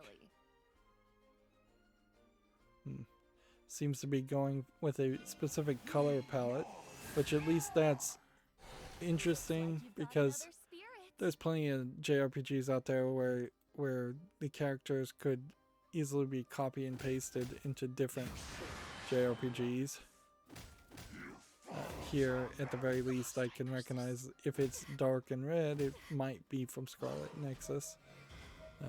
Particularly if it's an outfit like this, where the darkness and red aren't particularly well balanced. The Caligula effect had that same system where Are you the enemy I seek? where everybody was in white or That was someone black with else. hints of red, so it was very recognizable.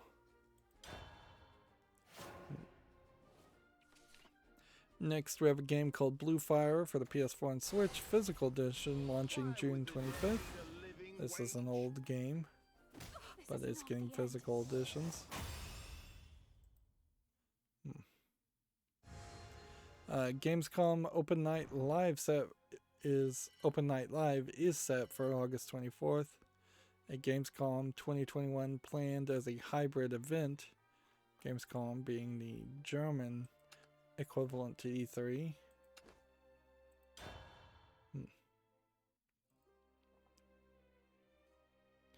I may very well have a bunch of games left over today. My ear has been hurting on and off for the past week. I don't know if I perhaps have a slight infection or just clogged This one's for my sinuses. family. But wearing the headphone is not making it any better.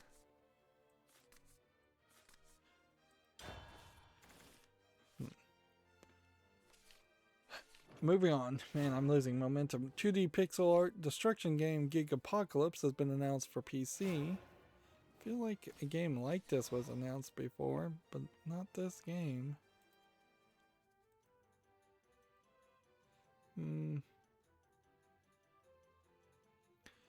I might enjoy the idea of a game like this, but this one in particular just looks like it's an infinite runner.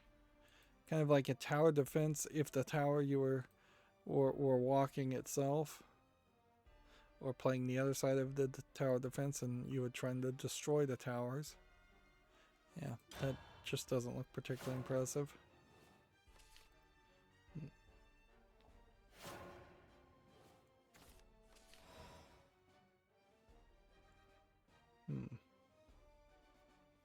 Well, I don't know why I clicked on this, but a game called Shing is on the PlayStation Store. Seems to be a collection of what I would seems like mostly Asian characters. It's just a whole bunch of links here. Somebody must have mentioned that it had come out.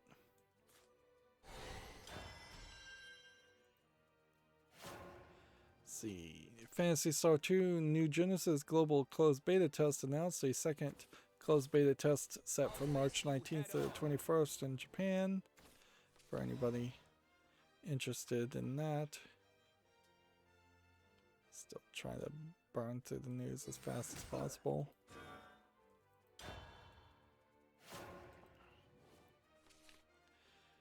Let's see. Experience to announce a new dungeon RPG on March 26th, which I don't know a company named Experience at all, so that really is one of those announcements for an announcement. They have the Gematsu has the updated Famitsu sales. This time it includes a lot more than the review scores. 3 new things on the list. The Switch version of Crash Bandicoot 4, and then King of Fighters 14 Ultimate Edition. 13 PlayStation 4 Pros sold. Significant difference between the number of Xbox Series X's versus Series S's. We're starting to see slightly higher numbers for the PlayStation 5 too.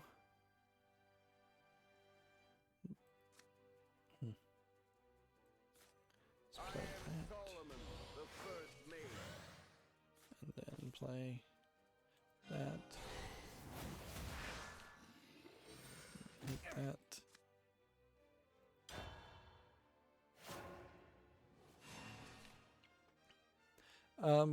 Star Wars Jedi Fallen Order has been rated for the PS5 and Xbox Series in Germany, so yeah, we kind of know that that's probably coming out to those consoles. The PlayStation 5 Next Generation VR System controller has been revealed, which this might be interesting.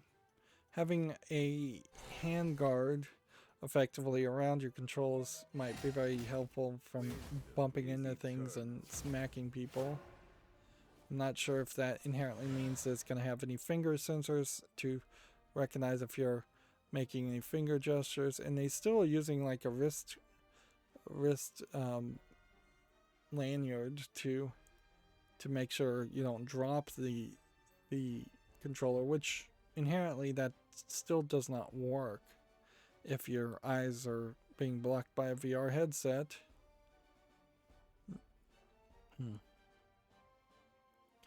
I think we may hit a point where a PlayStation or a Nintendo or even an Xbox may just release controllers like this, and these are going to be the default controllers.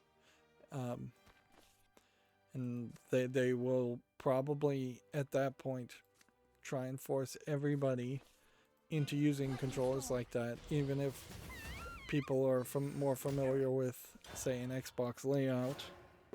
I mean, we can't stick forever with the old designs. We could, but it's not very progressive to do that.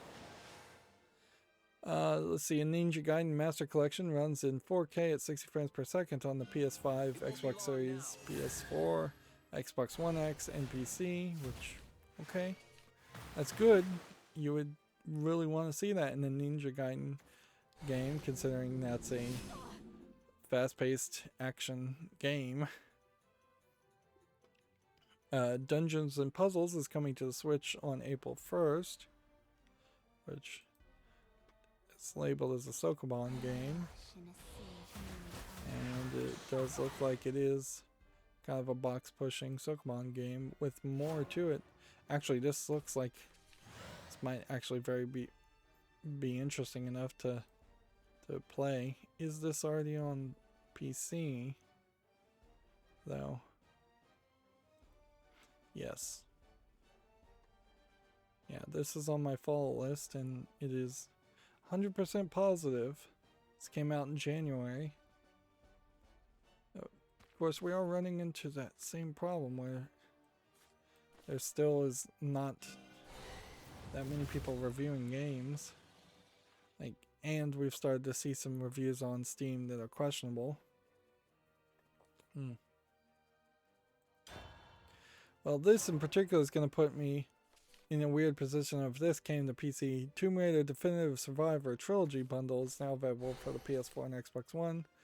It includes all 3 of the Tomb Raider Origin games, which Origin is deceptive there. The reboot games, which I think they're fairly done with that storyline. They don't know what to do next, but I don't think they're going to try to reboot it and do another trilogy immediately. They've got to try and remake one of the old games.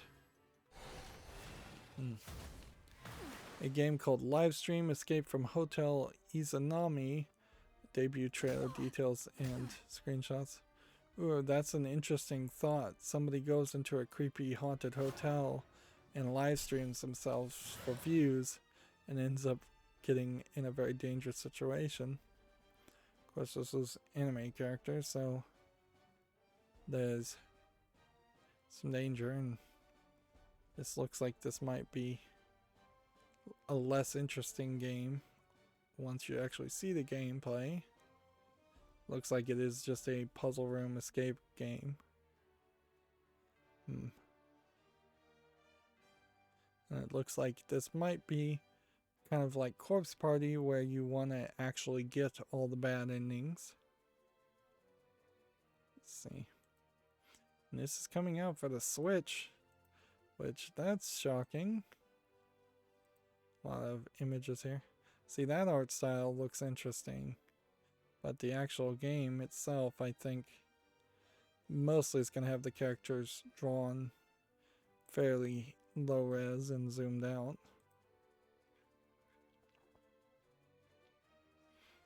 Well, there might be something there.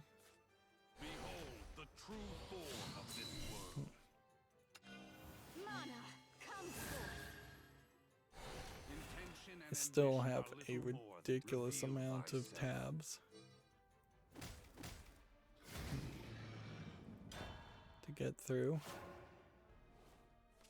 Let's see. The Dying Light 2 March 2021 developer update. Quote, we will be ready to start talking about Dying Light very, very soon. They released a video update including new footage and asking fans to wait just a little bit longer. And I'm sure the fans were not particularly happy about being asked to wait. I have seen thy truth. It almost seems like the only reason why you would put out a video like that is because you're trying to potentially buy yourself some time for one reason or another. Here we have a game on Steam. We haven't been looking at the games on Steam, called Venus Improbable Dream, which looks like a badly animated visual novel for $12.99 English only.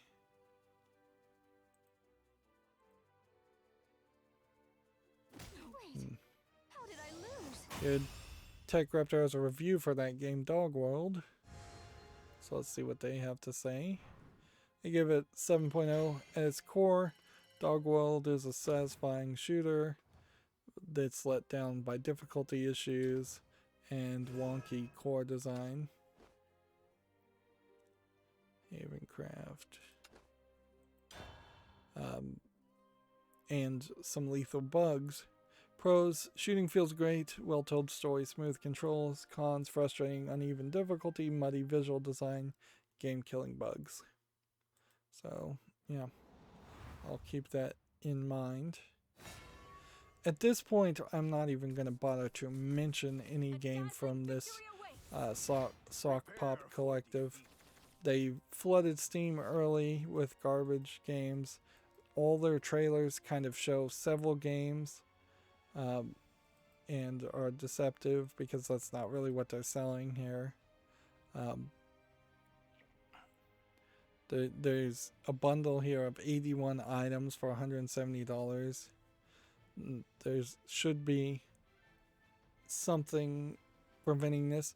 In fact, my idea of having to pay at least $9.95 to maintain your game each month listed on Steam would probably eliminate developers like Sock Pop Collective, which are just flooding the Steam store with garbage. Although, at a certain point, if it is just money laundering that's going on, then paying a small amount of money to launder a ton of other money may still very well be worth it. Anyways, TechRaptor has an article. Koch Media is going to co-publish Payday 3 for PC and consoles in 2023. I feel like the publisher for Payday 3 has been all over the place, and they've been trying to get a publisher, or they had a publisher and then they lost a publisher or something like that, because that issue seems like it's been talked about quite a lot. Here we have a game on Steam called The Alien Trials, which looks to me like it's a joke asset flip game where gray aliens fight each other, which, I mean, maybe there could be a game around that idea if you would put a story and a game and a concept around that, but you really don't have that. This is English full audio and $1.79. It does bring about an interesting question. Do games feel less violent if the violence is perpetrated between two gray aliens versus humanoids? People. TechRaptor has an article here. You can play a Pokemon parody in a font file with Fontamon, which I have to assume that this is a great example of why fonts are less secure than they should be. If you can put executable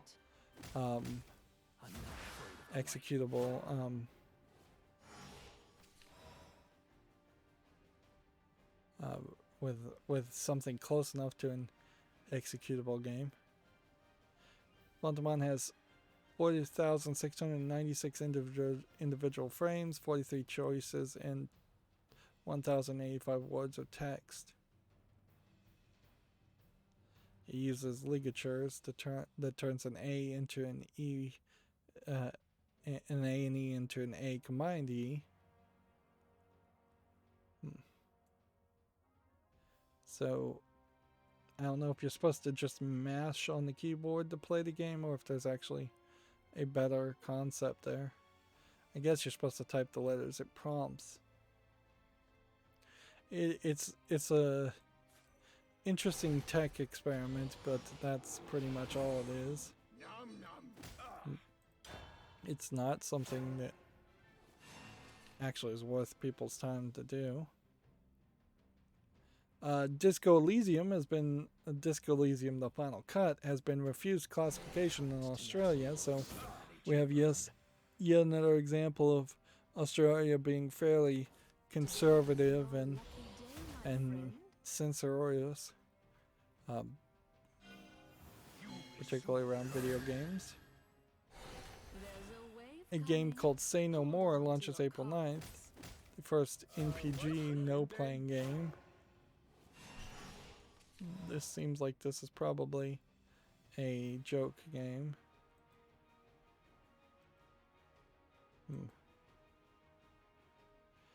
So apparently you're being trained how to say no to people with a no shout effect. Yeah, this is a joke game. Although I could see where a Japanese person in particular might really love the idea of shouting no at people and not being a walking doormat. My blade is your salvation. Okay. Hit that one. That was resplendent. And then hit that one.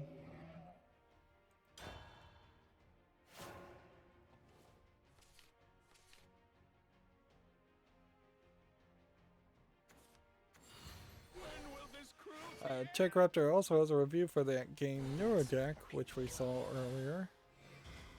And they give it a 6.5. Neurodeck plays on its ideas well, but doesn't leave enough in the shadows to really intrigue like it should. It pushes those fears into the open and doesn't give enough depth to terrify. Pros, great idea, interesting theme, decent gameplay loop. Cons, it's a little shallow and doesn't take full advantage of its ideas. Okay. The game, The Zorro Chronicles, has been announced for PS4, Xbox Series, PS4, PS5, Xbox One, Switch, PC, and Stadia. Or maybe just everything. Which we haven't seen. Like, there's no cartoon based on Zorro. It hasn't been for a long time. There hasn't been a live-action movie based on Zorro. It's not incredibly insane to take that license. I guess maybe it is public domain anyways, and so doesn't have to be licensed. It's not a terrible idea to make a game around that concept.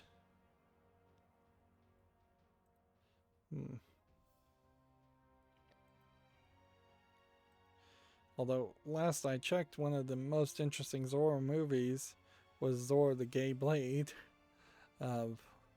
which may not be particularly family friendly or kid friendly.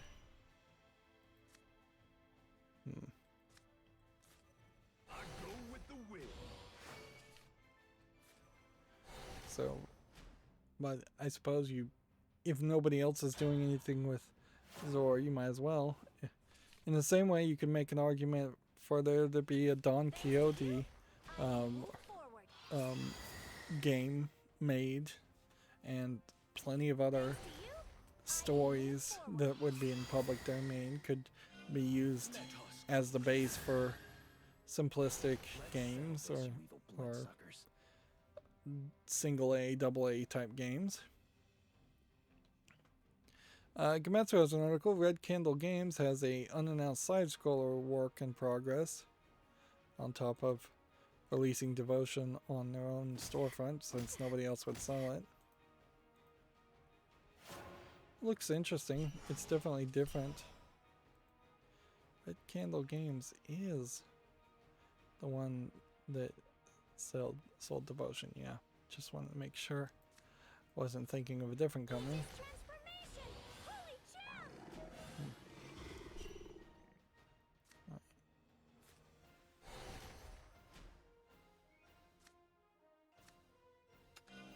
Wings of light, show your might. I hereby unleash Got to my roam in prison style. stones. Repent! Hit that I one guess I wasn't good enough. in the turn. Maneater for the Switch launches the 25th, which Maneater is one of the 2 or 3 shark controlling games out there. Payday 3 launches in 2023, if I didn't mention that. When will this cruelty end? Did someone call for a genius? ESRB and Peggy have rated Shin Megami Tensei 3 Nocturne HD Remaster for PC. So that might be the place to jump into the Shin Megami Tensei series. I don't think the first 2 games have been remastered or released. Which the Persona series is a spin-off of the Shin Megami Tensei, so arguably you might be better off playing the Persona series. And if the Shin Megami Tensei game is being released on PC, then it does make a certain sense to suspect that maybe the Persona series is going to be released on PC. Burns for my friends. Game of Sutra has a job for Sucker Punch Productions in Bellevue, Washington. They're looking for a producer, which that would be interesting if we started seeing a lot of the Japanese developers who are leaving Sony coming over to the West to be a producer. Game of Sutra also had the PlayStation 5 storage system is helping Sucker Punch change how it makes games. This is pretty much an opinion piece more than anything else, and it's barely a couple of paragraphs. It's the bigger story about the PlayStation 5's storage system is that they still have yet to implement the external NVMe Nothing stops me Um, once I got my speed connection. boots on. I also managed to watch a YouTube video where someone had bought a bunch of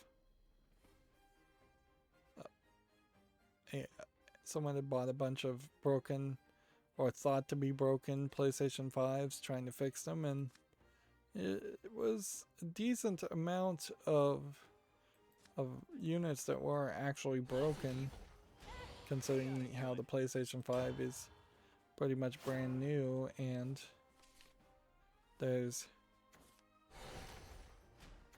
This town eats good folk for it hasn't been out that long. I can see the beginning of the end, so if we can just rush through these games, we'll call it a day. Here we have a game called Rogue State Revolution, which looks like it's a card-based, turn-based, real-time strategy. Seems like there's too many different gameplay mechanics here.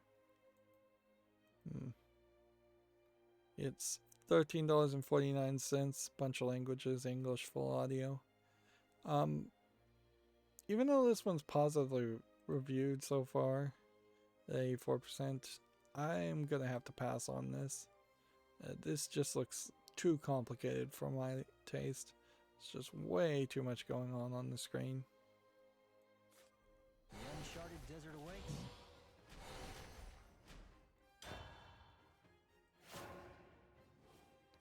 See, next we have a game called Hook Only, which looks like it's a swing on a hook game for $8.99. Nothing interesting there.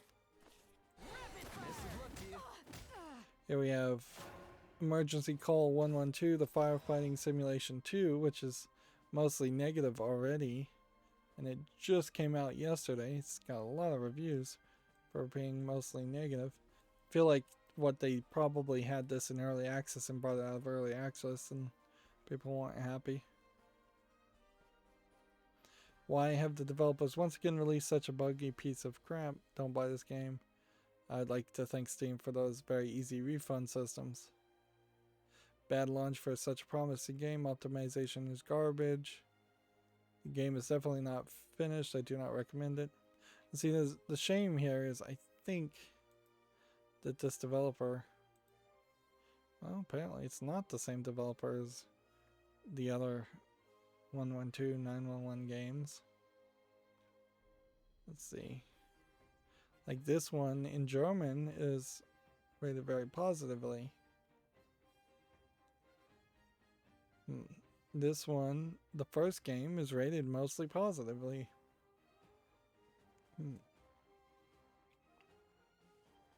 So they're really shooting themselves in their foot and bearing potential fandom,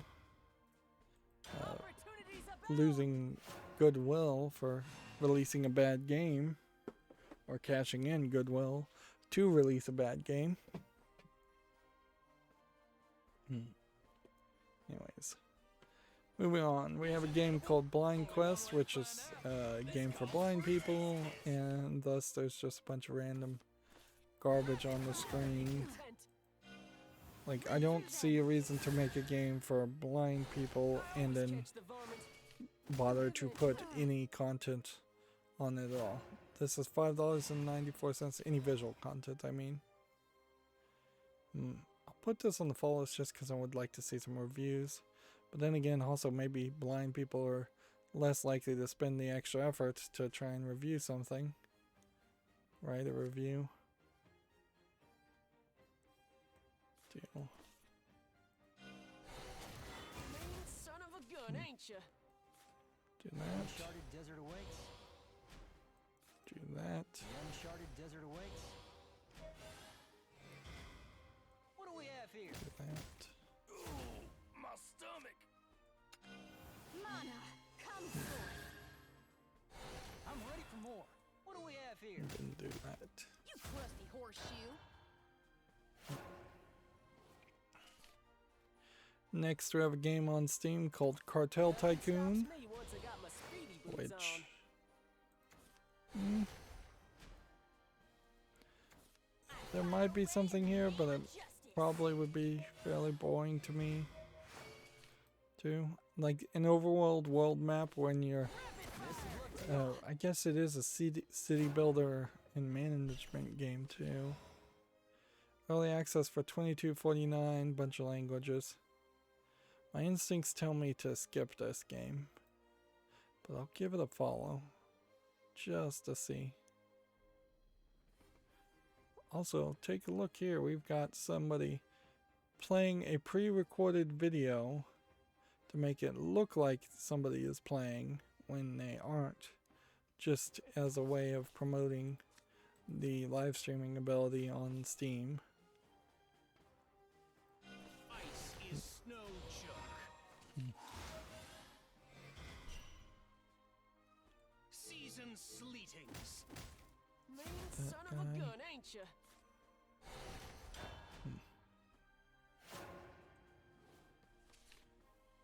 Let's see, next we have a game called Tool Boy, which looks like a platformer. Says it's maybe a puzzle physics game. I have a hard time believing this much of a game here.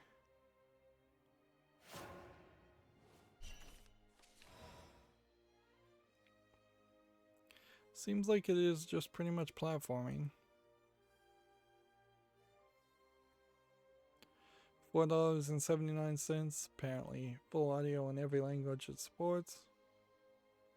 I'll, just to be cautious, put it on the follow list, but more than likely there's nothing there.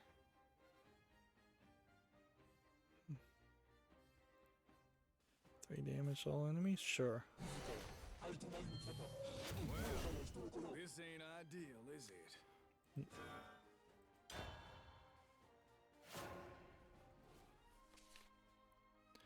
Next, we have a game called Metroids or Meteoroids 3D, Desert awaits. which looks like it is literally just a video. And this is the first time the images haven't loaded. I think a lot of my quality of service stuff just does not work because it's all through encrypted HTTPS tunneling.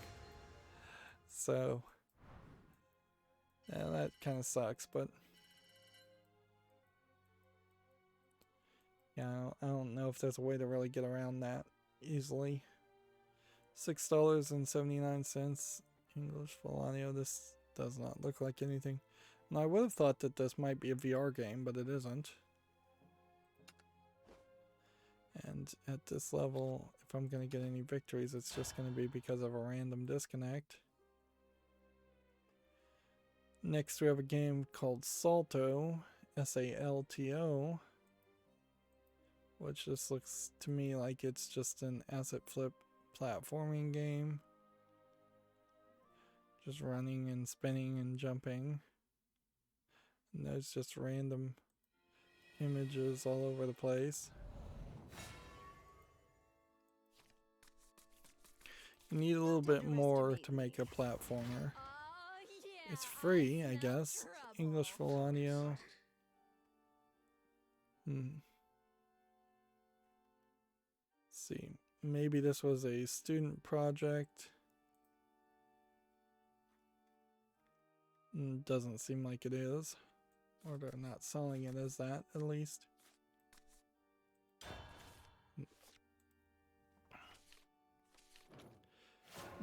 Doom Eternal, The Ancient Gods Part 2 is oddly being sold as a separate game. And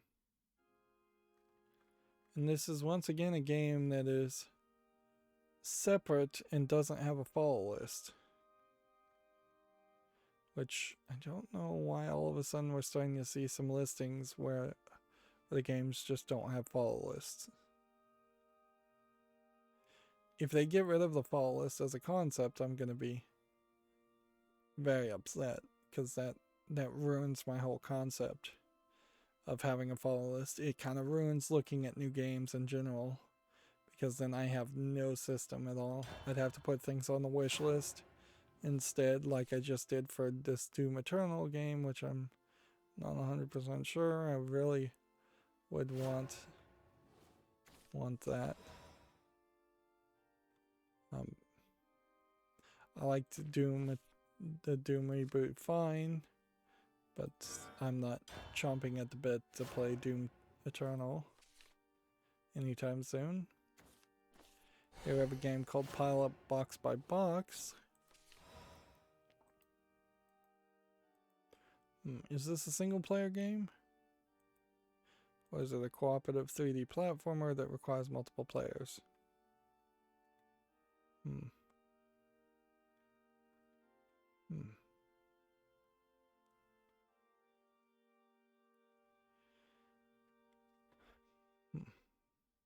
Play together, stick together, think together.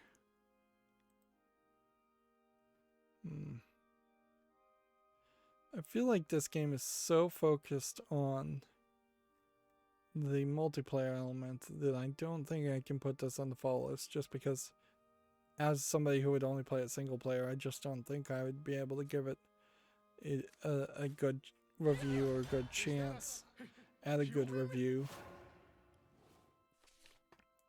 Next, we have a game called Magic Twins, which is this some kind of puzzle game or Pong game? Cooperative puzzle game. Maybe one side mirrors the actions of the other side. $12.99 English, Spain, Spanish. I'm going to put this on the follow list, but that is a particularly high price. Particularly when you aren't showing me enough for me to understand how the game actually plays.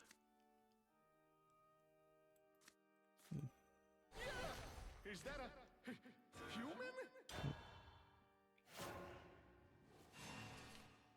Next we have a game called Zombie Village, which is a low effort asset flip game, which we've had considerably few of those today. 59 cents, English only. If anything, even though we had a ton of games to talk about today, they've all been fairly high quality. Of course, that's going to stop now. Here we have a game called Dark Confrontation, which is just another asset flip zombie first person shooter for 64 cents. The uncharted desert awaits. The uncharted desert awaits. Hit that. What do we have here? Still have about 10 tabs. Here we have a game called Pirate Story, which looks like a platformer. Seems like a single hit frustration platformer though, with not much of a variety in the gameplay. $1.19, English only.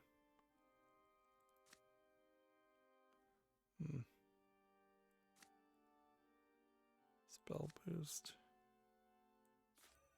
A glimpse into the future is only the beginning.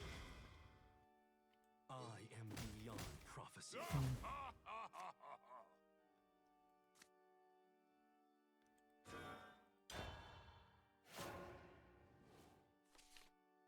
Need to hurry up.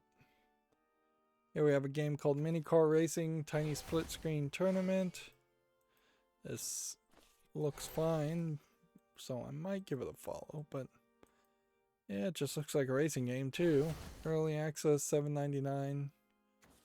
English full audio. We'll put it on the follow list. How did I lose? Next we have a game called Choco Pixel, which looks like nothing. $1.19. 29 languages, full audio in every single language. 100 achievements, clearly. Just an achievement game. Next we have Geek Awards Game Awards, which looks like it is just crosswords games with Game of Thrones inspired imagery for $5.99. That's a little too expensive, and a third-party EULA is laughably ridiculous. English allegedly full audio, totally not. Oh. Next we have QV, which is apparently a 3D puzzle platformer.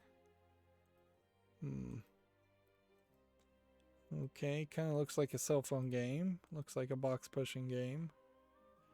$11.99. Bunch of languages. Probably a Chinese game if I was to guess.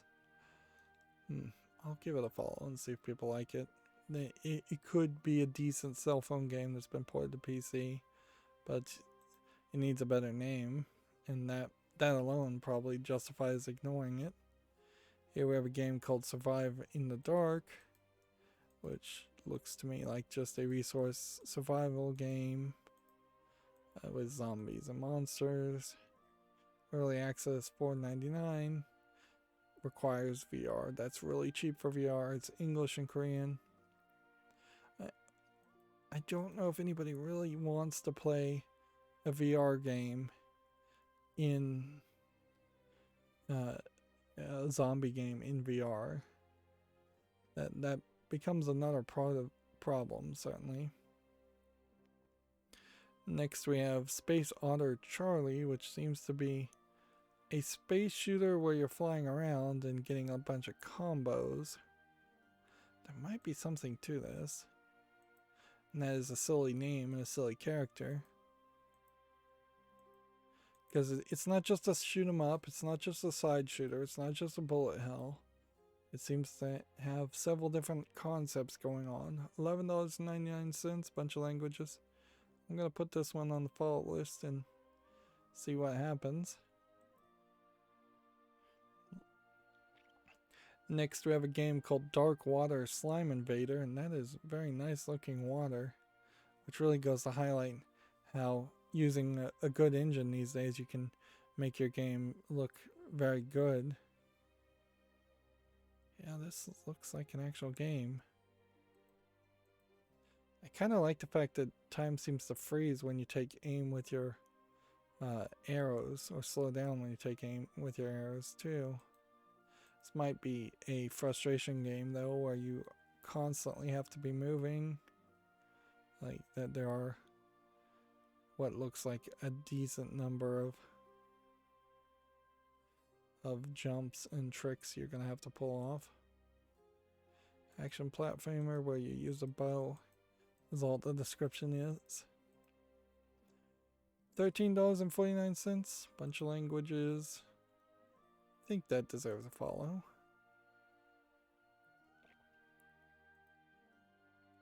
Alright, and then we have a game called Indro, which seems to be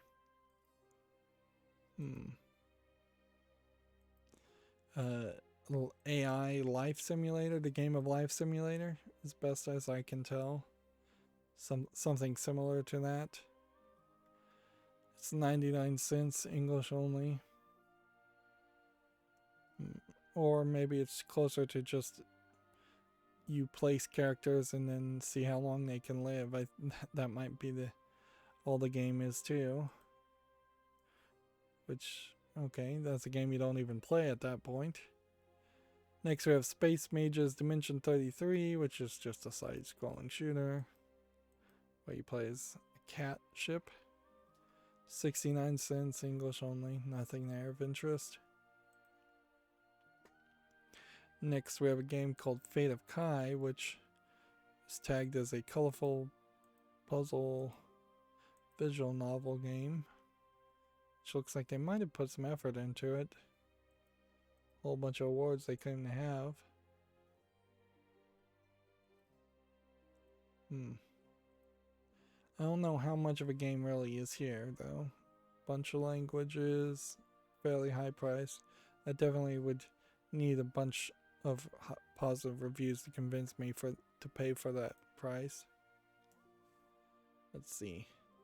Next we have a game just called WoW Dance, which is apparently a VR game where you just dance around to probably anime music, because I'm seeing anime characters in the background.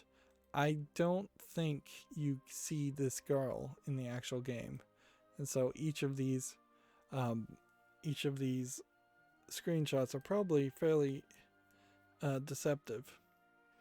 Or let's say for a second that you do see the anime girls or cosplayers or whatever they are in the game. Then are you just watching them and waving lighted sticks or to the beat, or are you doing something else? I guess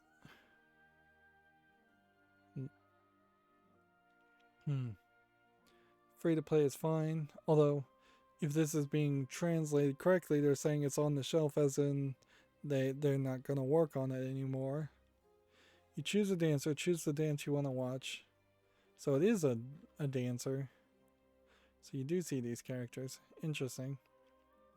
Not really interesting though. I guess if you have VR though, you may be scraping the bottom of the barrel for any kind of entertainment, so check that out if you're interested. Next we have a game called Sizable, which is tagged as a hidden object game. Shrink and grow the environment in order to find hidden objects. $8.49, bunch of languages. Put that on the follow list.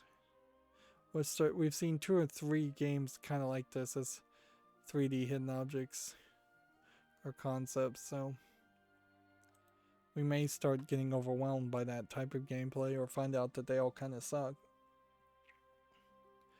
Next we have a game called Gun Skaters, which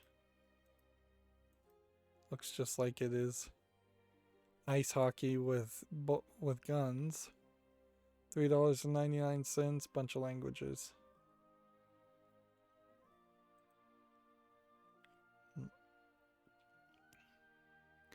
Next we have a game called Blockchain. Sorry, I went quiet there. It's a real-time strategy game, and it looks visually polished enough that it might actually be good. $4.99 English full audio. Black chain, not blockchain.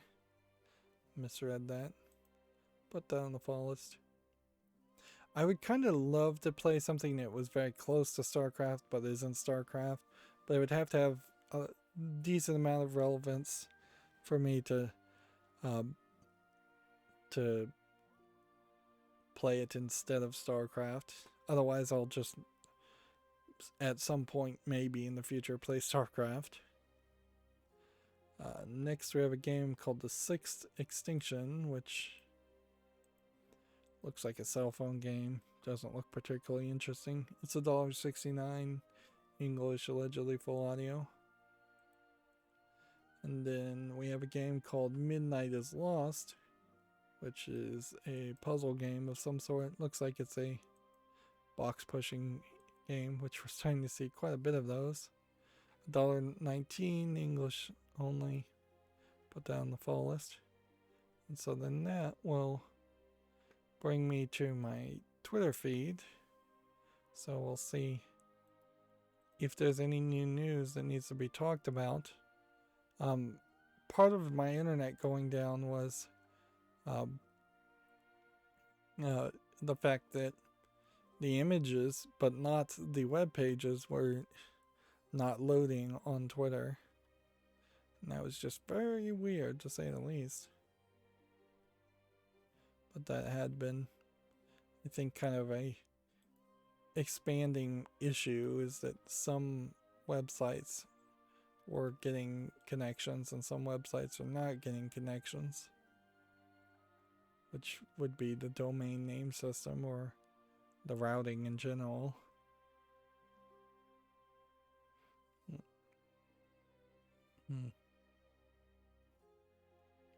Which that might really mean that it's not even my local ISP's fault, and that there might be something bigger happening with the internet.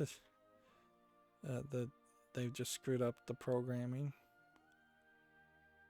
Somebody like Google, or I want to say SoundCloud, but that's not it.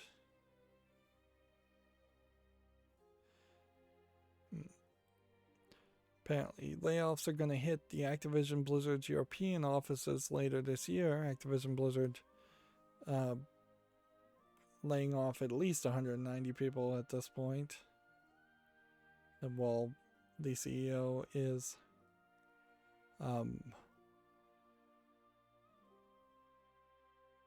the CEO is getting big bonuses still, Bobby Kotick. Apparently, if you buy Mist on the Oculus Quest, you now get a free Oculus environment with purchase.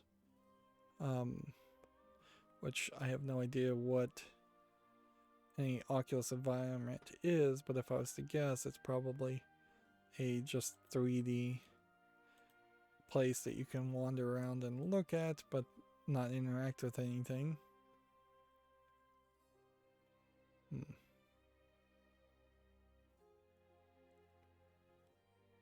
Nutaku Spring Break sales heats up this season, according to TechRaptor.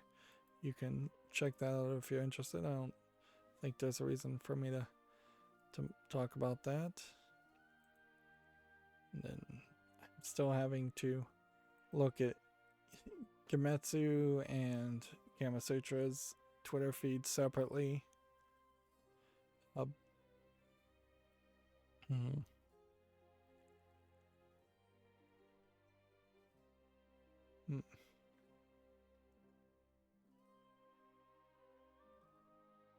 Gotham Knights apparently has been delayed to 2022, which they clearly don't know what to do with the Batman series, so delaying it's not a terrible idea.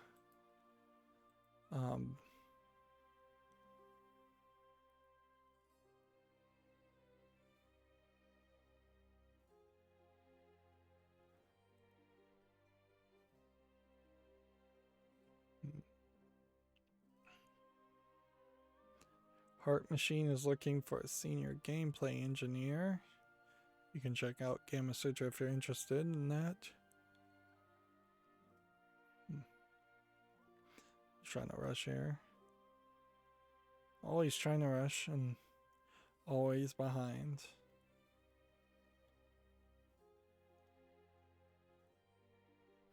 Suppose that does introduce a particular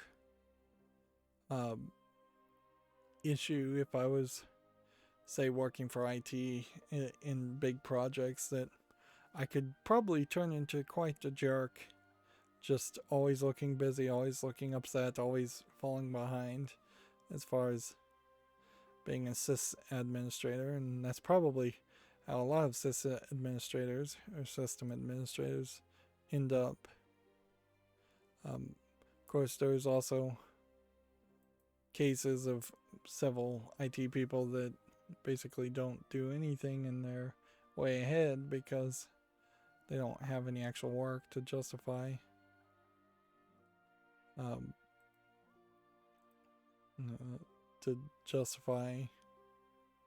Oh, there is a Tomb Raider Netflix anime coming out. That's the one thing that Square Enix is letting Netflix do for them.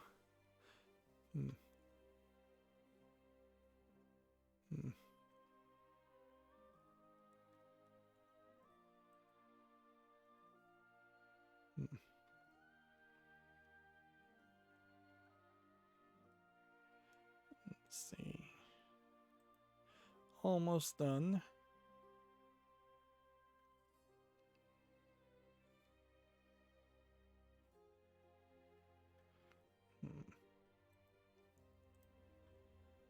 And I don't think I'm going to get back to playing any pinball today. I think I'm going to instead do a Lego set. I'm going through Lego sets faster than I should, but I also have a whole bunch of them, so I really don't have a big problem there until one day I'll wake up and I've done them all, and then I won't have any more Lego. Well, you could take apart a set, I guess, but that's almost blasphemy. The Humble Bundle does have a Daedalic 15th Anniversary Mega Bundle, which for the minimum amount of $13, you get pretty much all of the Daedalic stuff, although you have to be careful here. They're giving you Deponia Doomsday and Goodbye Deponia and Deponia, and there should be one more Deponia game, or if not two more Deponia games in that lineup, and then they're giving you a collection of other games. I probably could save myself some money buying this bundle even now, but there would definitely be a lot of redundancies. And in a funny way, what they're really asking you to do is pay $13 for their most recent game, which I think is State of Mind, maybe Silence, and then they're throwing in a bunch of games. You have to also remember that the Deponia games tend to always end on a sad note. So like Anna's Quest looks friendly and cool, but it's not really. It ends on a bad note, and pretty much all their games do. But if you've never played a single Daedalic point-and-click adventure, getting Chaos and Deponia, and oh yeah, that's the one I missed, is not. Getting the 4 Deponia games alone for $13 is not a terrible deal.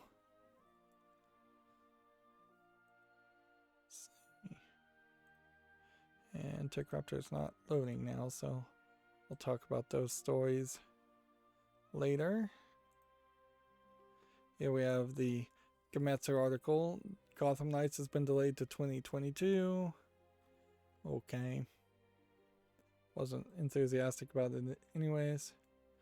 A company called Experience has announced a dungeon RPG called Monu for Switch, which got little chibi characters being depicted, which is not what I expected when they said it was Monster RPG.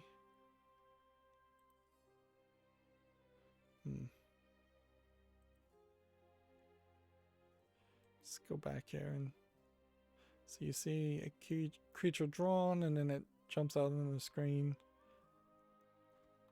Yeah, there might be something there, but there's a decent chance there isn't. A game called Cozy Grove is available for Apple Arcade, and it launches April 8th for the PS4, Xbox One, Switch, and PC. Which, yeah, it kind of looks like a Don't Starve type game. I guess I probably won't ever get around to playing a game, Don't Starve. I wasn't particularly enthusiastic about playing it anyways. Here we have a game on Steam that came out called Condor vs. Ocelots, which probably isn't anything I'm interested in. It's free with a third-party EULA, and early access, and that seems ridiculous, so I'm gonna skip that. And then we have a visual novel called 9-9 Episode 4. Anime girls, moe art style, a lot of cat girls and heterochroma on one of the characters, different eye colors, full Japanese. It's highly recommended to play episodes 1 through 3 first. It's from Sekai Project. Next we have a game here called Mini Island Spring, which looks like a side-scrolling shooter. It's fairly zoomed out, but I like the animation here. That looks nice. $2.24. I think this is kind of a mini, they're calling it a boss rush mini game of casual difficulty. I'm going to put that on the fall list. I could see doing a one-shot depiction of that spotlight. And then here's the Gamma Sutra article that layoffs are going to hit Activision Blizzard's European offices later this year, which, yeah, for as protectionist as the European Union is with its labor laws, it still really doesn't seem like their laws do much to protect the employees. So I assume that there's room for improvement there. Alright, well, that's going to be it for this stream. As always, I ask you to like, share, subscribe, comment, and watch every second of my videos. If you want to friend or follow me on any social media sites, there's a whole bunch of links down below. And if you want to support me further, there's a link to Patreon, or you can friend me on Steam and get me a game off my wishlist. Thank you for watching. Have a good evening.